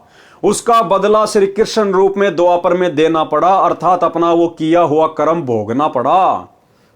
जब ये भगवान अपना कर्म नहीं काट सकते तो इनकी भक्ति करने से आप और हमारे कर्म, आप और हमारे पाप कैसे कट जाएंगे। कॉमन सेंस की बात है। ये तो समर्थ काटेगा और लाखों के काट रहा है। अब तू मेरा एक काम कर, द्वारिका में जाकर बता दे कि सर्व यादव दुर्वासा के श्रापवश आपस में लड़कर मर गए हैं। कुछ समय उपरांत द्वारिका की स्त्रियों की भीड़ लग गई, हाहाकार मच गया। पांडव श्री कृष्ण के रिश्तेदार थे, वे भी आ गए। श्री कृष्ण ने अर्जुन से कहा कि आप सर्व गोपियों यानी यादवों की स्त्रियों को अपने पास ले जाना, या कोई नर यादव नहीं बचा है। आसपास के भील इनकी इज्जत खराब करेंगे। पांडवों से कहा कि तुम राज्य अपने पुत्र को देकर हिमालय में जाकर घोर तप करो और अपने युद्ध में किए गए पापों का नाश करो। अर्जुन ने पूछा, भगवान एक प्रश्न आज मैं आपसे करूंगा, आप सत्य उत्तर देना। आप अंतिम श्वास गिन रहे हो, झूठ मत बोलना। श्री कृष्ण ने कहा कि प्रश्न कर। अर्जुन बोला, आपने गीता का ज्ञान कुरुक्षेत्र के मैदान में महाभारत युद्ध से पहले सुनाया था। उसमें कहा था कि अर्जुन तू युद्ध कर ले, तुम्हें कोई पाप नहीं लगेंगे, तू निमित्त मात्र बन जा, सब सैनिक मैंने मार रखे हैं, तू युद्ध नहीं करेगा तो भी मैं इन्हें मार दूंगा। जब युधिष्ठिर को भयंकर शोपन आने लगे, आपसे कारण जाना तो आपने बताया था कि युद्ध में किए बंधुघात के पाप के परिणाम स्वरूप कष्ट आया। समाधान यज्ञ करना बताया। उस समय मैं आपसे विवाद नहीं कर सका क्योंकि भाई की जिंदगी का सवाल था। आज फिर आपने वही जख्म हरा कर दिया। इतनी झूठ बोलकर हमारा नाश किस लिए करवाया? कौन से जन्म का बदला लिया? श्री कृष्ण ने कहा, अर्जुन तुम मेरे अजीज हो, होनहार बलवान होती है। गीता में क्या कहा उसका मुझे कोई ज्ञान नहीं, आप मेरी आज्ञा का पालन करो। ये कहकर श्री कृष्ण जी मर गए। अपने रिश्तेदारों का भी समाधान नहीं कर पाए, सर्व यादवों का सत्यानाश कर दिया। अब बहुत सारे भाई बहन कहते हैं कि जब सारे 56 करोड़ यादव मर गए थे, फिर ये वर्तमान के यादव कहां से आ गए? तो इसका समाधान भी गुरुदेव ने बताया, अन्यथा कोई सोच भी नहीं सकता। और गुरुदेव ने कहा केवल 56 करोड़ यादव मरे थे नर, औरतें नहीं मरी थी उस शराब से। उन औरतों के गर्भ में जो बच्चे थे, आगे चलकर उनसे यादव कुल धीरे धीरे फिर चला है। पांचों पांडवों व साथ गए नौकरों ने मिलकर सब यादवों का अंतिम संस्कार किया। कुछ एक के शव दरिया में परवाह कर दिए। श्री कृष्ण ने कहा था कि मेरे शरीर को जलाकर बची हुई अस्थियां व राख को एक लकड़ी के संदूक में डालकर दरिया में बहा देना। पांडवों ने वैसा ही किया। वो संदूक समुद्र में चला गया, फिर उड़ीसा प्रांत के अंदर जगन्नाथपुरी के पास बहता हुआ चला गया। उड़ीसा के राजा इंद्रदमन को शौपन में श्री कृष्ण ने दर्शन देकर, श्री कृष्ण ने नहीं, इस कबीर परमात्मा ने दर्शन देकर कहा कि एक संदूक समुद्र में इस स्थान पर है, उसमें मेरे शरीर की अस्थियां तथा राख हैं, उसको निकालकर उसी किनारे पर उन अस्थियों को जमीन में दबाकर ऊपर एक सुंदर मंदिर बनवा दे। ऐसा किया गया, जो जगन्नाथ नाम से मंदिर प्रसिद्ध है। 4 पांडव पहले चले गए, अर्जुन को गोपियों को लेकर आने को छोड़ गए। अर्जुन के पास वही गांडीव धनुष था जिससे लड़ाई करके महाभारत में जीत प्राप्त की थी। अर्जुन द्वारिका की सर्व स्त्रियों को बैलगाड़ियों में बैठाकर दिल्ली के लिए चल पड़ा। रास्ते में भीलों ने अर्जुन को घेर लिया, अर्जुन को पीटा, गोपियों को लूटा, कुछ स्त्रियों को भील उठा ले गए। अर्जुन कुछ नहीं कर सका, धनुष उठा भी नहीं सका। तब अर्जुन ने कहा था कि श्री कृष्ण नाश करने आया था, युद्ध में पाप करवाने के लिए तो बल दे दिया। लाखों योद्धा इसी गांडीव धनुष से मार गिराए, कोई मेरे सामने टिकने वाला नहीं था। आज वही अर्जुन है, वही धनुष है, मैं खड़ा खड़ा कांप रहा हूं। श्री कृष्ण जालिम था, धोखेबाज था, अर्जुन सोच रहा है। कबीर परमेश्वर जी हमें समझाते हैं कि ये जुल्म श्री कृष्ण ने नहीं किया, ज्योति निरंजन काल ब्रह्म ने किया है। श्री कृष्ण का जीवन देख लो। श्री कृष्ण अपने कुल को मथुरा से लेकर जान बचाकर द्वारिका आया। द्वारिका में उनकी आंखों के सामने सब यादव कुल नष्ट हो गया। श्री कृष्ण का बेटा मर गया, पोता मर गया, सर्व कुल नष्ट हो गया, स्वयं बेमौत मरा। तो आज भाई और बहनों, उस श्री कृष्ण की भक्ति से आप और हमारी अकाल मृत्यु भला कैसे टल सकती है? 1% भी नहीं। उसके कुल की स्त्रियों की दुर्गति भीलों ने की, जबरदस्ती उठा ले गए, उनकी इज्जत खराब की, नरक का जीवन जीने के लिए मजबूर हुई। उसी श्री कृष्ण की पूजा करके जो सुख शांति की आशा करता है, उसमें कितनी बुद्धि है, इस घटना से पता चलता है। वाणी नंबर 150 से 184। ग्रीब दुर्वासा काली सीला, ब्रजबली तिहु लोक, अम्बरीश दरबार में तिन भी खाया धोक। ग्रीब चक्र सुदर्शन शीस पड़ी, अम्बरीश को घाली, 3 लोक भागे फिरे ऐसे अवगत चाल। ग्रीब कलप किसी नहीं कीजिए, जो चाहे सो होए, दुर्वासा के छिपन को कहीं न पाई खोई। गरीब स्वर्ग मृत पाताल में चक्र सुदर्शन डीक, दुर्वासा के चक्कर से जरे नहीं अमरीश। गरीब चक्र अपूठा फिर गया चरण कवल को छूही, भक्ति विशंबर नाथ की देखी दूर बरदू। गरीब कोटि बजर को फूक दे चक्र सुदर्शन चूर, भक्ति वत्सल भगवान से रह पैड़ 10 दूर। गरीब दुर्वासा के दहन को रतीन जग में भेंट, 56 कोटि यादव गए देखी हेठ दर हेठ। गरीब शाग पत्र से छिक गए देखी भक्ति की रीति, जरे मरे नहीं तासते सतगुरु शब्द अतीत। गरीब अम्बरीश असला असल भक्ति मुक्ति का रूप, निश्वासर पद में रहे जहाँ छाया नहीं धूप। गरीब राजा के जोगी गए दुर्वासा ऋषि देव, चक्र चलाया घूर कर नहीं लई ऋषि सेव। गरीब दुर्वासा के शीस को चाल्या चक्र अचान, त्रिलोकी में ताश गमी कई न देऊं जान। गरीब श्वेत लोक विष्णु पूरी दुर्वासा चली जाए, तहाँ कबीर विष्णु रूप धरी कीनी देख सहाय। गरीब कृष्ण गुरु कसनी हुई और बचेगा कौन, 3 लोक भागे फिरे भर में 14 भुवन। गरीब भक्ति द्रोह ना कीजिए भक्ति द्रोह मम दोष, शिव ब्रह्मा नारद मुनि जिन्हें जरावे ठोक। गरीब भक्ति द्रोह रावण किया हिरणाकुश हिरणानाच, नारायण नरसिंह भये मम भगता है साच। गरीब मम भगता मम रूप है मम भगता मम प्राण, पंडु सताए कौरवा दुर्योधन क्षयमान। गरीब मम भगता मम प्राण है मम भगता मम देह, हिरणाकुश के उदर को पारत नहीं संदेह। गरीब मम भगता मम प्रिय है नहीं दुनी से काम, राजा प्रजा रीति सब ये नहीं जाने राम। गरीब मम भगता के कारण रचे सकल भंडार, वाल्मीकि ब्रह्मलोक में शंख कला उद्गार। गरीब रावण बाली भी हंडिया मम द्रोही मम जार, सीता सती कलंक क्या पदम 18 भार। गरीब मम द्रोही से ना बचूं छल बलो हनु प्राण, 52 हो बलि कह गए रया दोहूं का मान। गरीब मम दोई मम साल है मेरे जन का दूत, कोटि जुगन काटोती से करूं जंगल का भूत। यहाँ परमात्मा ने अखंड पाठ की वाणियों में अपने मुख कमल से कहा है, गरीब मम द्रोही मम साला है। गरीब मम द्रोही मम साला है मेरे जन का दूत, कोटि जुगन काटोती से करूं जंगल का भूत। गरीब खान पान पावे नहीं जल तिरशाबो अंत, बस्ती में बिचरे नहीं सूल फील गजदंत। गरीब मम द्रोही मम साला है मारो रज रज बीन, भवन सकल अरुलोक सब करो प्राण तिक्षीण।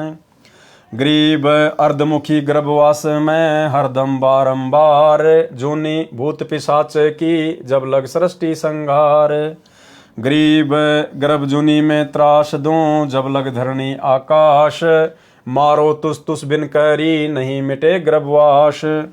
गरीब प्राण निक दूं तास के 86 सृष्टि संजोग, संत 57 कल्प युग तासिर दीर्घ रोग।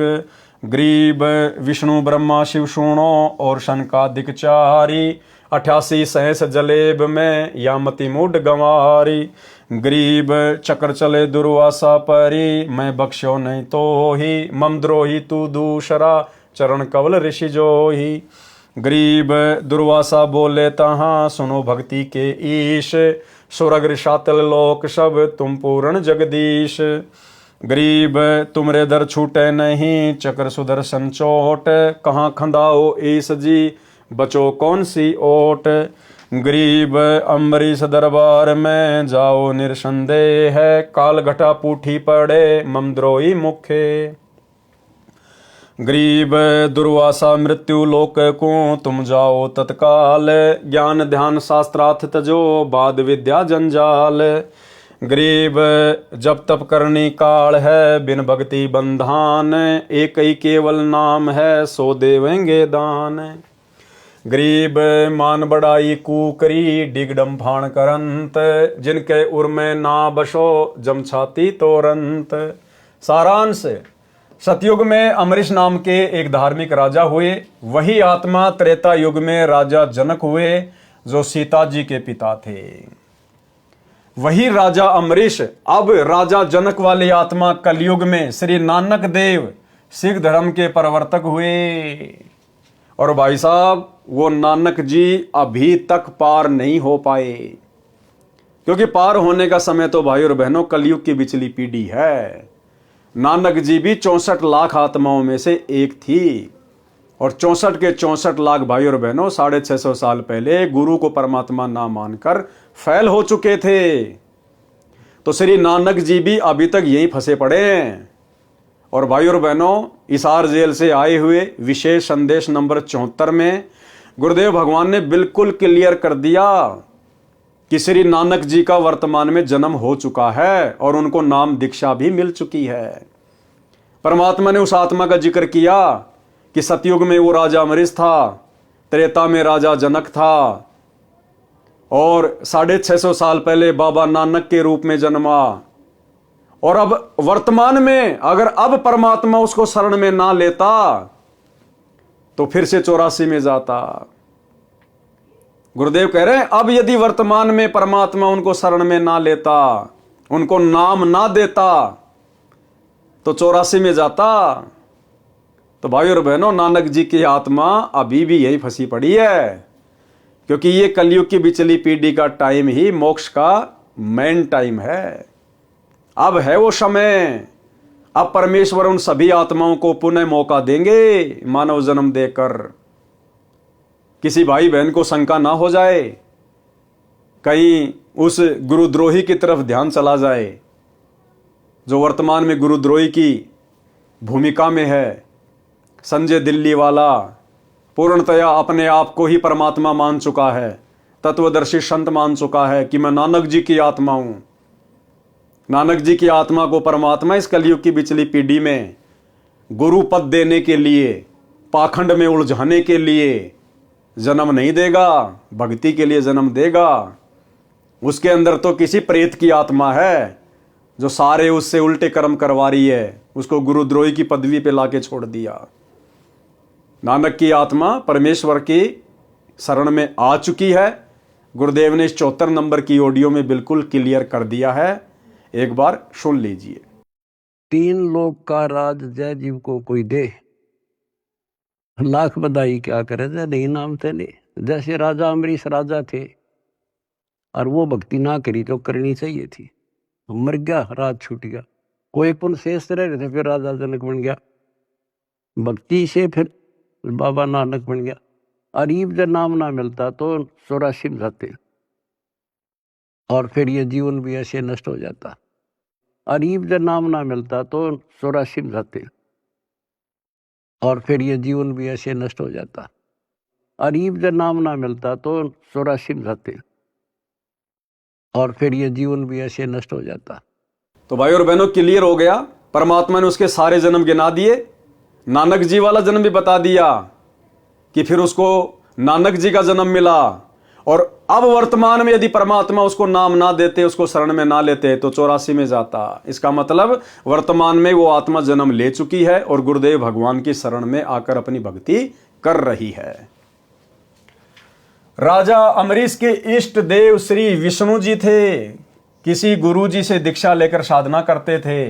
राजा अमरीश भक्ति को प्राथमिकता देते थे, उनके लिए अन्न जल का संयम रखते थे कि मन भक्ति में लगे।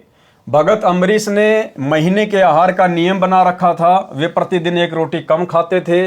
उस समय मानव शरीर लंबा चौड़ा होता था, मानव की लंबाई 100 फुट के आसपास होती थी।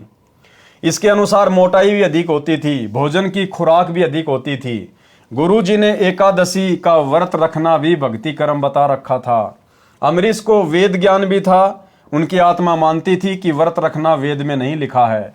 गुरु को भी नाराज नहीं करना चाहा, इसलिए अपने आहार को इस प्रकार नियमित किया कि एकादशी को भोजन न करना पड़े।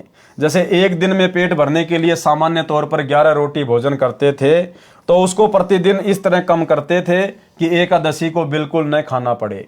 जैसे कृष्ण पक्ष की अमावस्या को रोटी व अन्य सब्जी खाते थे, तो प्रतिदिन 1 रोटी व उसी अनुसार सब्जी भी कम कर देते थे। तो एकादशी को कुछ नहीं खाते थे, फिर इसी तरह प्रतिदिन 1-1 रोटी बढ़ाते थे। यह प्रति महीने का क्रम था। एक बार एकादशी को ऋषि दुर्वासा जी राजा अम्बरीश के दरबार में आए।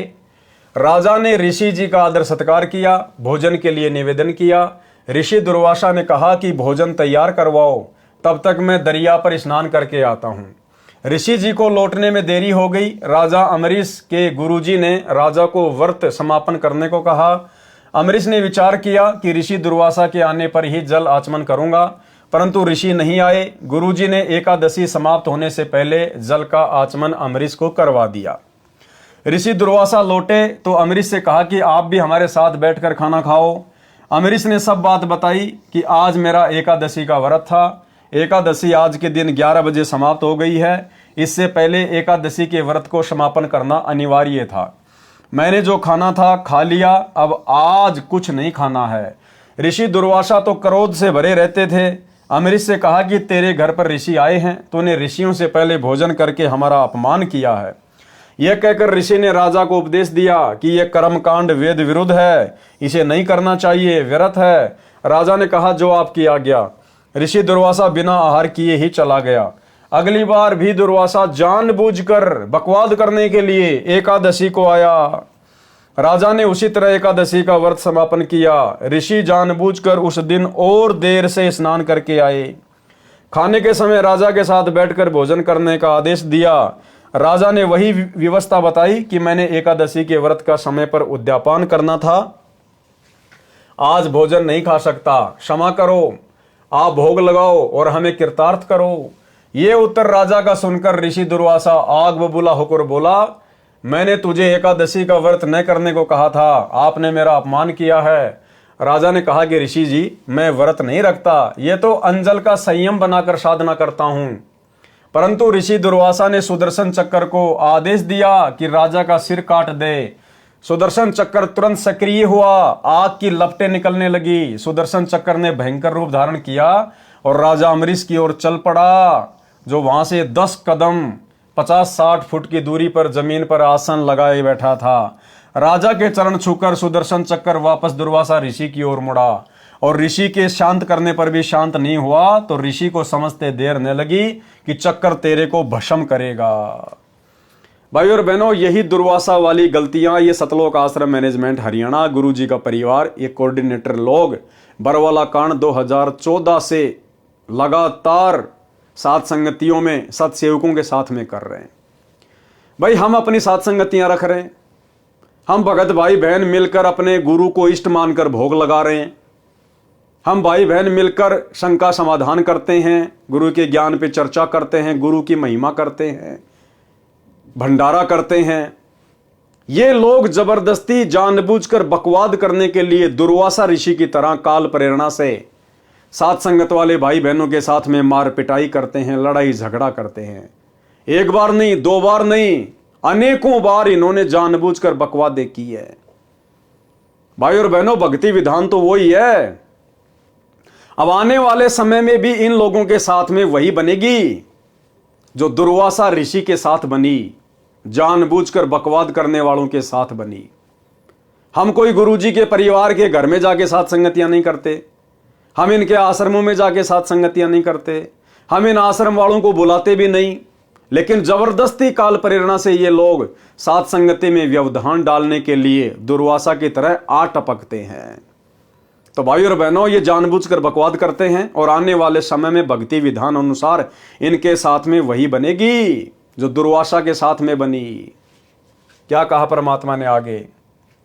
तो ऋषि को समझते देर न लगी कि चक्कर तेरे को भस्म करेगा। अपने प्राणों की रक्षा के लिए पहले अपने इष्ट देव श्री शिव जी के पास गए, सब बात बताई तथा रक्षा की प्रार्थना की। श्री शिव जी से भी सुदर्शन चक्र शांत नहीं हुआ, तो ऋषि से कहा कि भाग भाग, हमें भी मरवाएगा। ऋषि दुर्वासा श्री ब्रह्मा जी के पास गया, वहां से भी भगा दिया और बताया कि विष्णु के पास जा, अम्बरीश विष्णु का भगत है। दुर्वासा को भी पता था, इसलिए वहां नहीं जाना चाहता था, परंतु मरता क्या न करता वाली बात सामने थी। ऋषि दुर्वासा सिद्धि से उड़े जा रहा था श्री विष्णु के रूप में। अब देखो वहां कौन बैठे थे श्री विष्णु के रूप में? श्री विष्णु के रूप में परमात्मा पूर्ण ब्रह्म, कौन? सतगुरु रामपाल जी भगवान, ये कबीर देव 33 करोड़ देवताओं की सभा लगाए हुए थे। परमात्मा को सब पता था कि दुर्वासा विष्णु के पास जाएगा, इसलिए विष्णु के सभा स्थल से 10 योजन दूर, एक योजन में 4 कोस होती हैं, एक कोस में 3 किलोमीटर यानी 120 किलोमीटर दूर लीला करने के लिए सभा लगाए हुए थे। परमात्मा भगत की महिमा बनाते हैं। ऋषि दुर्वासा कभी पीछे मुड़कर सुदर्शन चक्कर की ओर देख रहा था कि कितना दूर पीछे है, तो कभी आगे को देखकर उड़ा जा रहा था। जैसे भगवान शंकर भस्मासुर को देख देख कर आगे की ओर भगा जा रहा था। परमात्मा के दरबार में पृथ्वी पर चलकर दौड़कर गया। तब परमात्मा ने पूछा कि ऋषि जी कैसे स्पीड खींच रखी है, यह सुदर्शन चक्कर तेरे पीछे पीछे किस कारण से लगा है? भाई और बहनों, सुकर्मी पतिव्रता के अंग की वाणी। और फिर परमात्मा ने समाधान बताया उसको कि भैया मेरे भगत के साथ में अगर बकवाद करोगे तो तुम्हारा यही असर होगा, और वापस जाओ, मेरे भगत से समायाचना करो, उसके पैर पकड़ो, नाक रगड़ो, तब तुम्हें इस कर्म दंड से माफी मिलेगी, नहीं तो तेरा सुदर्शन चक्कर गर्दन उतारेगा तेरी। अब वो मरता क्या ना करता, अब उसको विश्वास भी नहीं हो रहा था कि भगवान मैं भी आपका पुजारी, अम्बरीश भी आपका पुजारी, फिर ये सुदर्शन चक्कर अम्बरीश ही कैसे शांत करेगा यदि आप नहीं कर रहे तो। लेकिन परमात्मा ने तो अपने भगत की महिमा बनानी थी। सुकर्मी पतिव्रता के अंग की वाणी से, वाणी नंबर 95। गरीब बूझे बिशंबर नाथ, चक्कर क्यों चोट चलाई, क्या गुस्ताखी कीनी, कथा मोहे बेग सुनाई। अर्थात परमात्मा ने विष्णु रूप में ऋषि दुर्वासा से पूछा कि सुदर्शन चक्कर ने आपके ऊपर आक्रमण किस कारण से किया, शीघ्र बताओ क्या शरारत की है। दुर्वासा ने बताया, वाणी नंबर 96 से 100। गरीब अम्बरीश मृतलोक बसै, एक राजा सूचा, करे एकादश व्रत, ज्ञान कछु अधिक ऊंचा। गरीब हम कीन्या ब्रह्म ज्ञान, उन्हें सरगुण उपदेशा, छाड़ एकादश व्रत, कहा हम लग्या अंदेशा। गरीब हम दीन्या चक्कर चलाई, काटी सिर इसका लीजे, ओ चक्कर पग छूही उलट करी, दिग्विजय कीजे।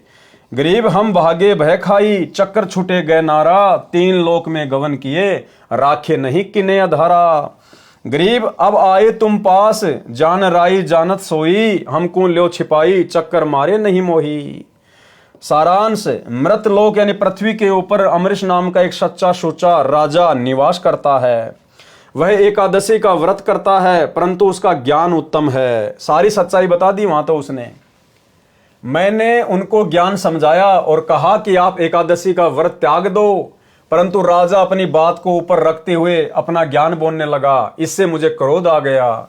मैंने सुदर्शन चक्कर को आज्ञा दी कि राजा अम्बरीश का सिर काट दे। सुदर्शन चक्कर चला और राजा के चरण छूकर उल्टा मेरे को मारने के लिए चल पड़ा। मैं डरकर भागा, तीनों लोकों में रक्षा के लिए गया, परंतु किसी ने शरण नहीं दी। हे जानी जान, अब मैं आपकी शरण में आया हूं, मेरे को छुपा लो, सुदर्शन चक्कर मुझे मारे ना, मेरी रक्षा करो। भाई और बहनों, ऐसी बात नहीं है। परमात्मा ने कहा कि सुदर्शन चक्कर को विष्णु भी शांत कर सकता था, ब्रह्मा भी कर सकता था, लेकिन वो सुदर्शन चक्कर श्री विष्णु जी ने नहीं छोड़ा था।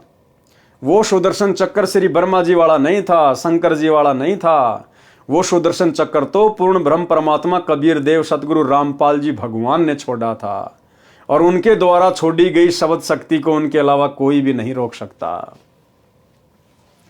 वाणी नंबर 101 से 103, 107 से 111, 115। गरीब हंसे विशंबर नाथ, ऋषिजन तू ज्ञान ही ना, अम्बरीश दरबार तुम क्यों दिग्विजय की ना। गरीब अम्बरीश रणधीर, सती सूरा सतवादी, तुम दुर्वासा देव फिरो ज्ञानन के वादी। गरीब निर्गुण सरगुण भक्ति सब उनके हैं देवा, उर में रहे छिपाई कहे कोनन से भेवा। गरीब तुम ऋषि जाओ बेगी अमरीश दरबारा, दुध बाद मिटी जाही हो तुम्हारा निस्तारा। गरीब चरण कमल चितलाई पढ़ो उनके दरबारा, वे कल्प वृक्ष स्वरूप कष्ट के मोचन हारा। गरीब जब ऋषि चले विचारी चूक हमरी ही निकशी, चक्र सुदर्शन गैल जान अमरीश ही बख्शी। गरीब बोले राजा बैन सुनो दुर्वासा देवा, ना कछु हमरे दोष तुम्हारा तुमको लेवा। गरीब राजा दो आशीष पीठ पर हाथ लगाओ, चक्र सुदर्शन पकड़ी धरो मेरे मस्तक लाओ। गरीब अम्बरीश को चक्कर पकड़ी शीतल चक्कर कीन्या, जब ऋषि दई आशीष सही राजा पर बीना। पारक के अंग से वाणी।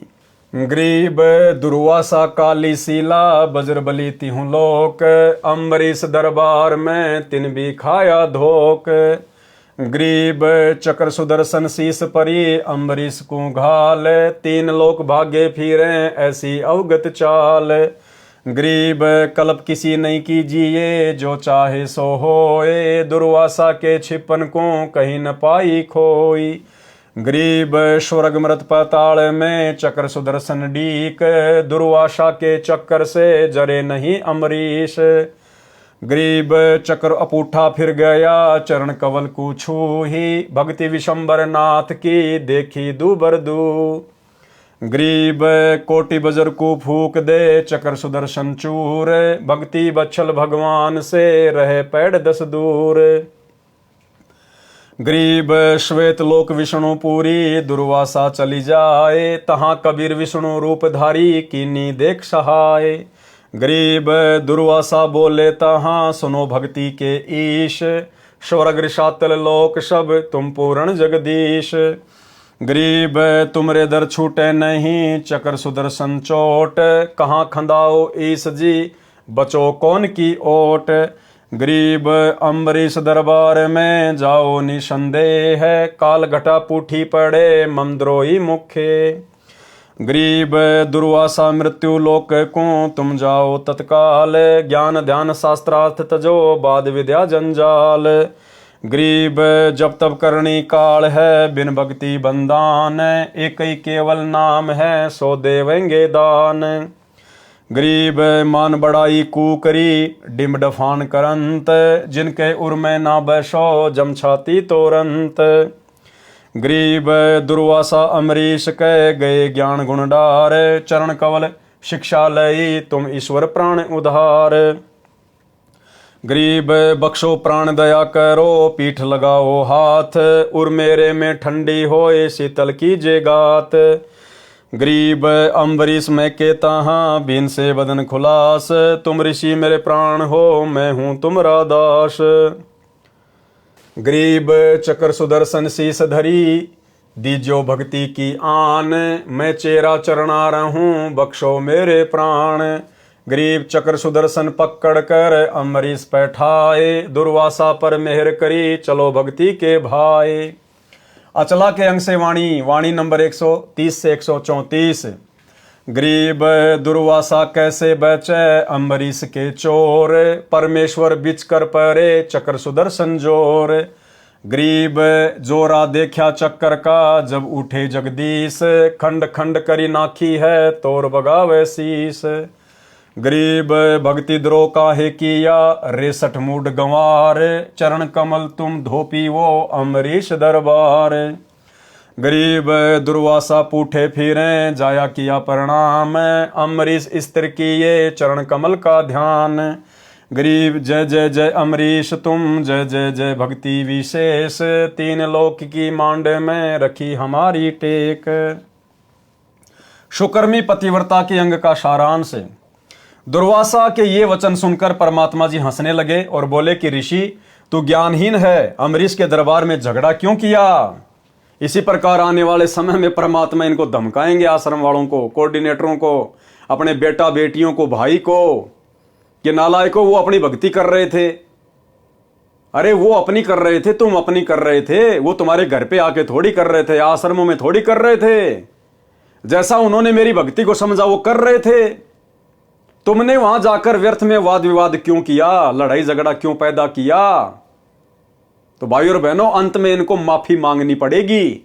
लेकिन ये कलयुग की बिचली पीढ़ी है भाइयों और बहनों, वर्तमान में परमात्मा के नहीं भक्तों की महिमा नहीं बनाएंगे, वर्तमान में तो गुरुदेव भगवान की ही महिमा बनेगी।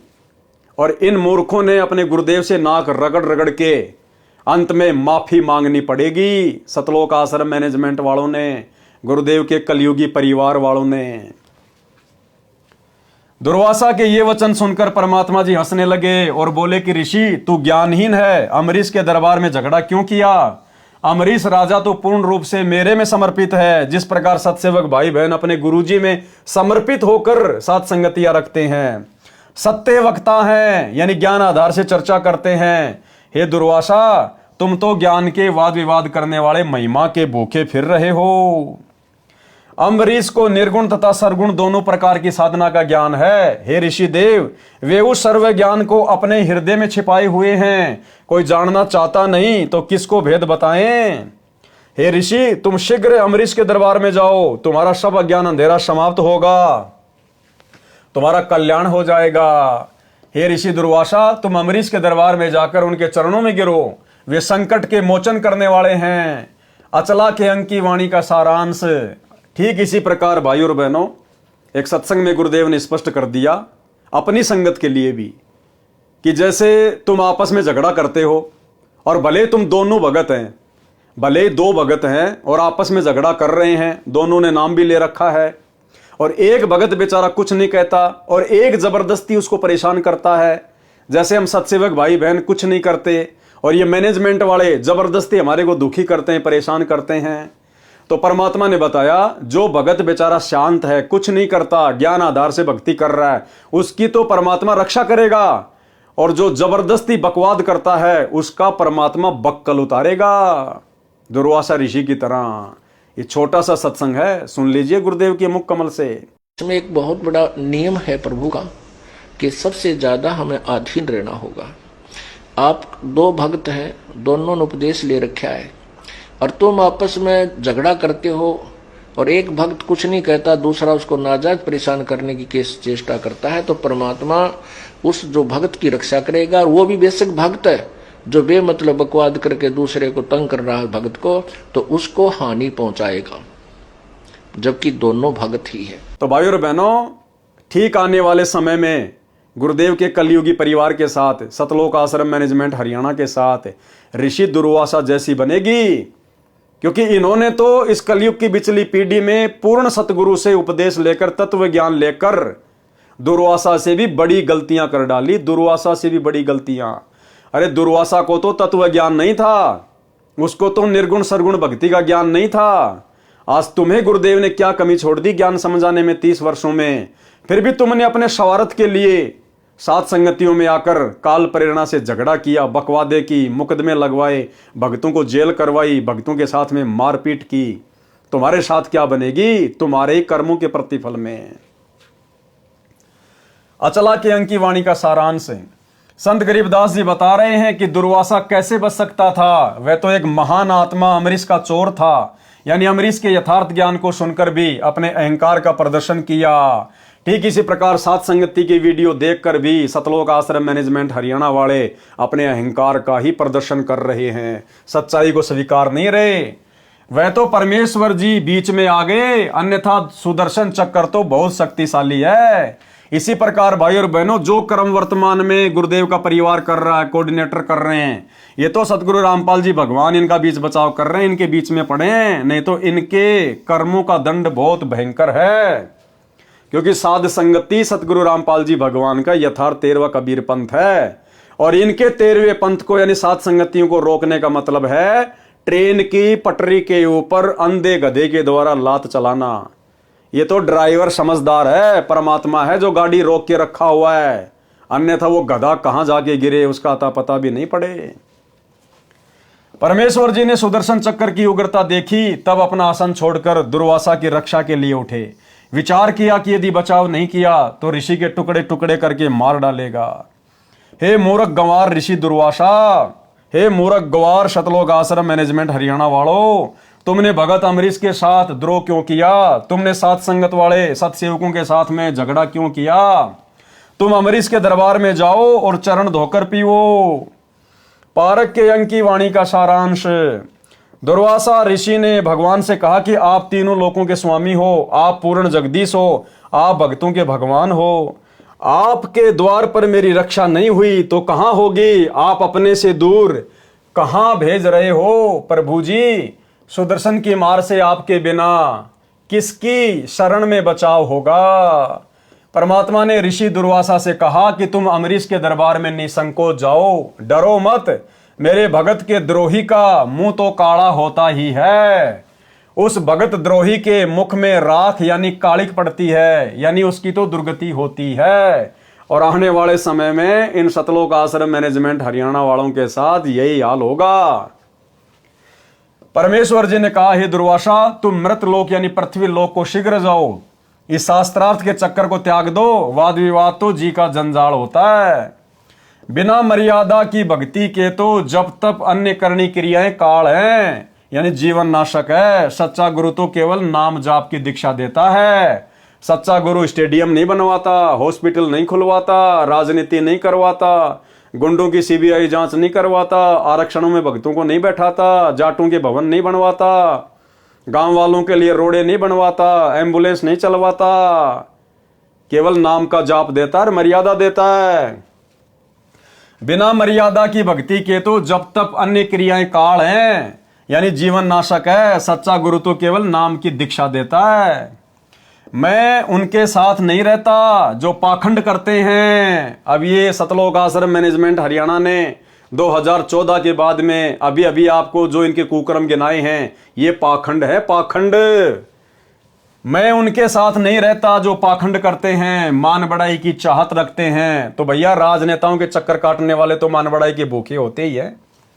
मान बढ़ाई तो कुकरी यानी कुतिया के समान है, यानी बिना इज्जत का कार्य है। और आने वाले समय में गुरुदेव का परिवार आज वर्तमान में गुरुजी को ना समझकर, ज्ञान को ना समझकर, मर्यादाओं की धज्जियां उड़ाकर जिस प्रकार से भक्तों से सत्संगों के विरुद्ध क्रिया करवा रहा है, आने वाले समय में भाई और बहनों परमात्मा इनको इज्जत से नंगा करेंगे, नंगा। ये विधान है मालिक का, ये अपने कर्मों से शवतः हो जाएंगे। बच्चे बच्चे को पता चल जाएगा। अरे कल को क्या ये दुनिया परमात्मा की शरण में नहीं आएगी? क्या वो धनाना गांव वाले परमात्मा की शरण में नहीं आएंगे? आज जितने भाई बहन सतलोक आश्रमों में जाते हैं, ज्ञान को आधार नहीं बना रहे, क्या कल को ये ज्ञान को नहीं समझेंगे? क्या इनको मर्यादाओं के विषय में पता नहीं चलेगा? तो जितने बड़े बड़े कुकर्म इन्होंने कर दिए, ये कहां छुपेंगे? कहां छुपेंगे? ये बच्चा इनको ताने मारेगा, बच्चा कि काहे का गुरुजी का बेटा, काहे की गुरुजी की बेटी, काहे का कोऑर्डिनेटर 30 साल से क्या झक मरा रहा था गुरुजी के साथ में? तेरे को इतना भी नहीं पता चला? जो महापुरुष मोबाइल में वीडियो गेम खेलने के लिए मना करता है और तुमने उस महापुरुष के नाम से 1 करोड़ रुपए का स्टेडियम बनवा दिया। ये बच्चा इनको बोलने नहीं देगा। आने वाले समय में बच्चा बोलेगा कि राजनीति कहां है गुरुजी के सत्संग में? कब गुरुजी ने बीजेपी को वोट डलवाए, कांग्रेस को वोट डलवाए, कब आदेश दिया? दिखा। ये बोल नहीं पाएंगे आने वाले समय में भाई और बहनों, बोल नहीं पाएंगे। ये मान बढ़ाई तो कुकरी यानी कुतिया के समान है, यानी बिना इज्जत का कार्य है। परमात्मा के दरबार में इज्जत ना रही तो वह आत्मा गली की कुतिया के समान है। जो पाखंड करते हैं, अन्य को नीचा दिखाते हैं, उनकी यम के दूध छाती तोड़ते हैं, यानी बुरी मार मारते हैं। दुर्वासा ऋषि लौटकर राजा अम्बरीश के दरबार यानी राजभवन में गया। मरता क्या न करता, अपने ज्ञान को त्याग कर अपनी गलती मानकर कहा कि आप तो मेरे ईश्वर हो, मेरे प्राण आधार हो, दया करो, मेरे प्राणों की रक्षा करो, मेरी पीठ पर कृपया भरा हाथ रखो ताकि मेरा दिल शांत हो, कलेजे को ठंडक पड़े, मेरा भय समाप्त हो। सुदर्शन चक्र को मेरे सिर पर शांत करके रखो। मैं आपका नौकर बनकर आपके दरबार में सदा रहूंगा। मेरे जीवन की रक्षा करो, मेरे प्राण बख्शो तथा भक्ति का दान दो। ऋषि दुर्वासा की दशा देखकर अम्बरीश हंसने लगे और प्रसन्न चित्त से ऋषि दुर्वासा से बोले कि हे देव ऋषि जी, आप तो मुझे प्राणों से भी प्रिय हो, मैं आपका दास हूं।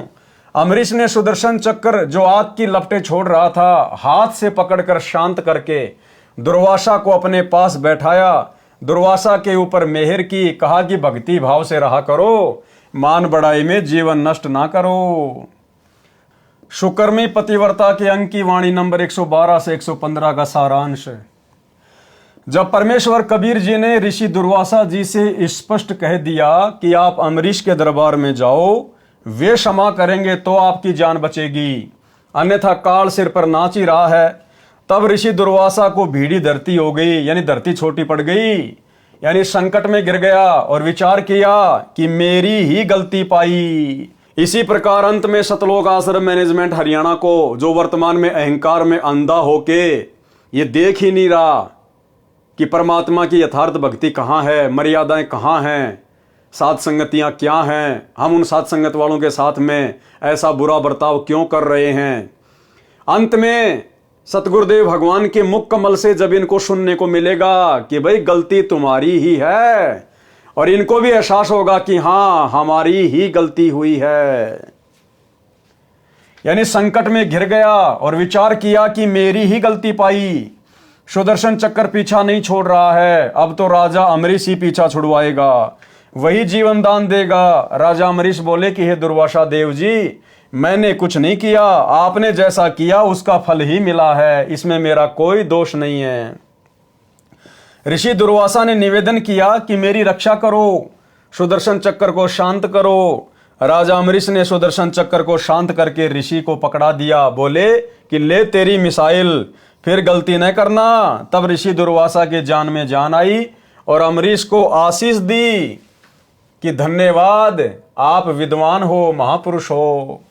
अचला के अंक की वाणी नंबर 133-134 का भी यही अर्थ है, दुर्वासा तथा अम्बरीश की सत्य कथा का सारांश। तो भाई और बहनों, आज की वीडियो में हम केवल इतना ही लेंगे। इन कथाओं के माध्यम से हमने शिक्षा साथ साथ लेकर चलना है। अगर हम इनको पढ़ते चले गए, सुनते चले गए, अपने जीवन में इन शिक्षाओं को लागू किया नहीं, तो इनको सुनने और सुनाने का कोई फायदा नहीं है। तो भाई और बहनों, हम भगत हैं, संत हैं, गुरुदेव ने हमारे कुछ लक्षण बताए हैं, गुण बताए हैं। हमने अपनी मर्यादाओं में रहकर, अपने परमात्मा से डरकर, भक्ति भाव से चलते हुए हमने इस काल के लोक में गुरु आशीर्वाद से विजय प्राप्त करनी है। यानी हमने हर स्थिति में ज्ञान को आधार बनाकर एक भगत के लक्षण अपने ऊपर धारण करके गुरुदेव को प्रसन्न करना है।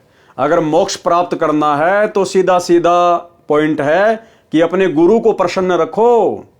आपकी किसी भी क्रिया से गुरु दुखी ना हो जाए।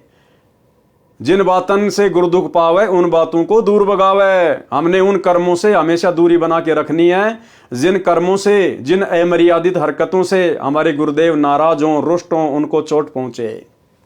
तो हमने तो मोक्ष प्राप्त करना है, इसलिए तो हम इतना सब कुछ प्रयत्न कर रहे हैं। और यदि हमने मर्यादा तोड़ दी, भगत के लक्षण धारण किए नहीं, दुर्वासा की तरह हो गए, सतलोक आश्रम मैनेजमेंट हरियाणा वालों की तरह बिहेव करने लग गए, तो फिर क्या बनेगी हमारे साथ में। अंत में किया कर्म तो दे देगा परमात्मा, राजा बना देगा, महाराजा बना देगा, देव बना देगा, लेकिन मोक्ष तो नहीं हुआ। मोक्ष नहीं हुआ तो फिर 84, फिर ये कष्ट, समस्याएं यूं की यूं खड़ी रहेंगी।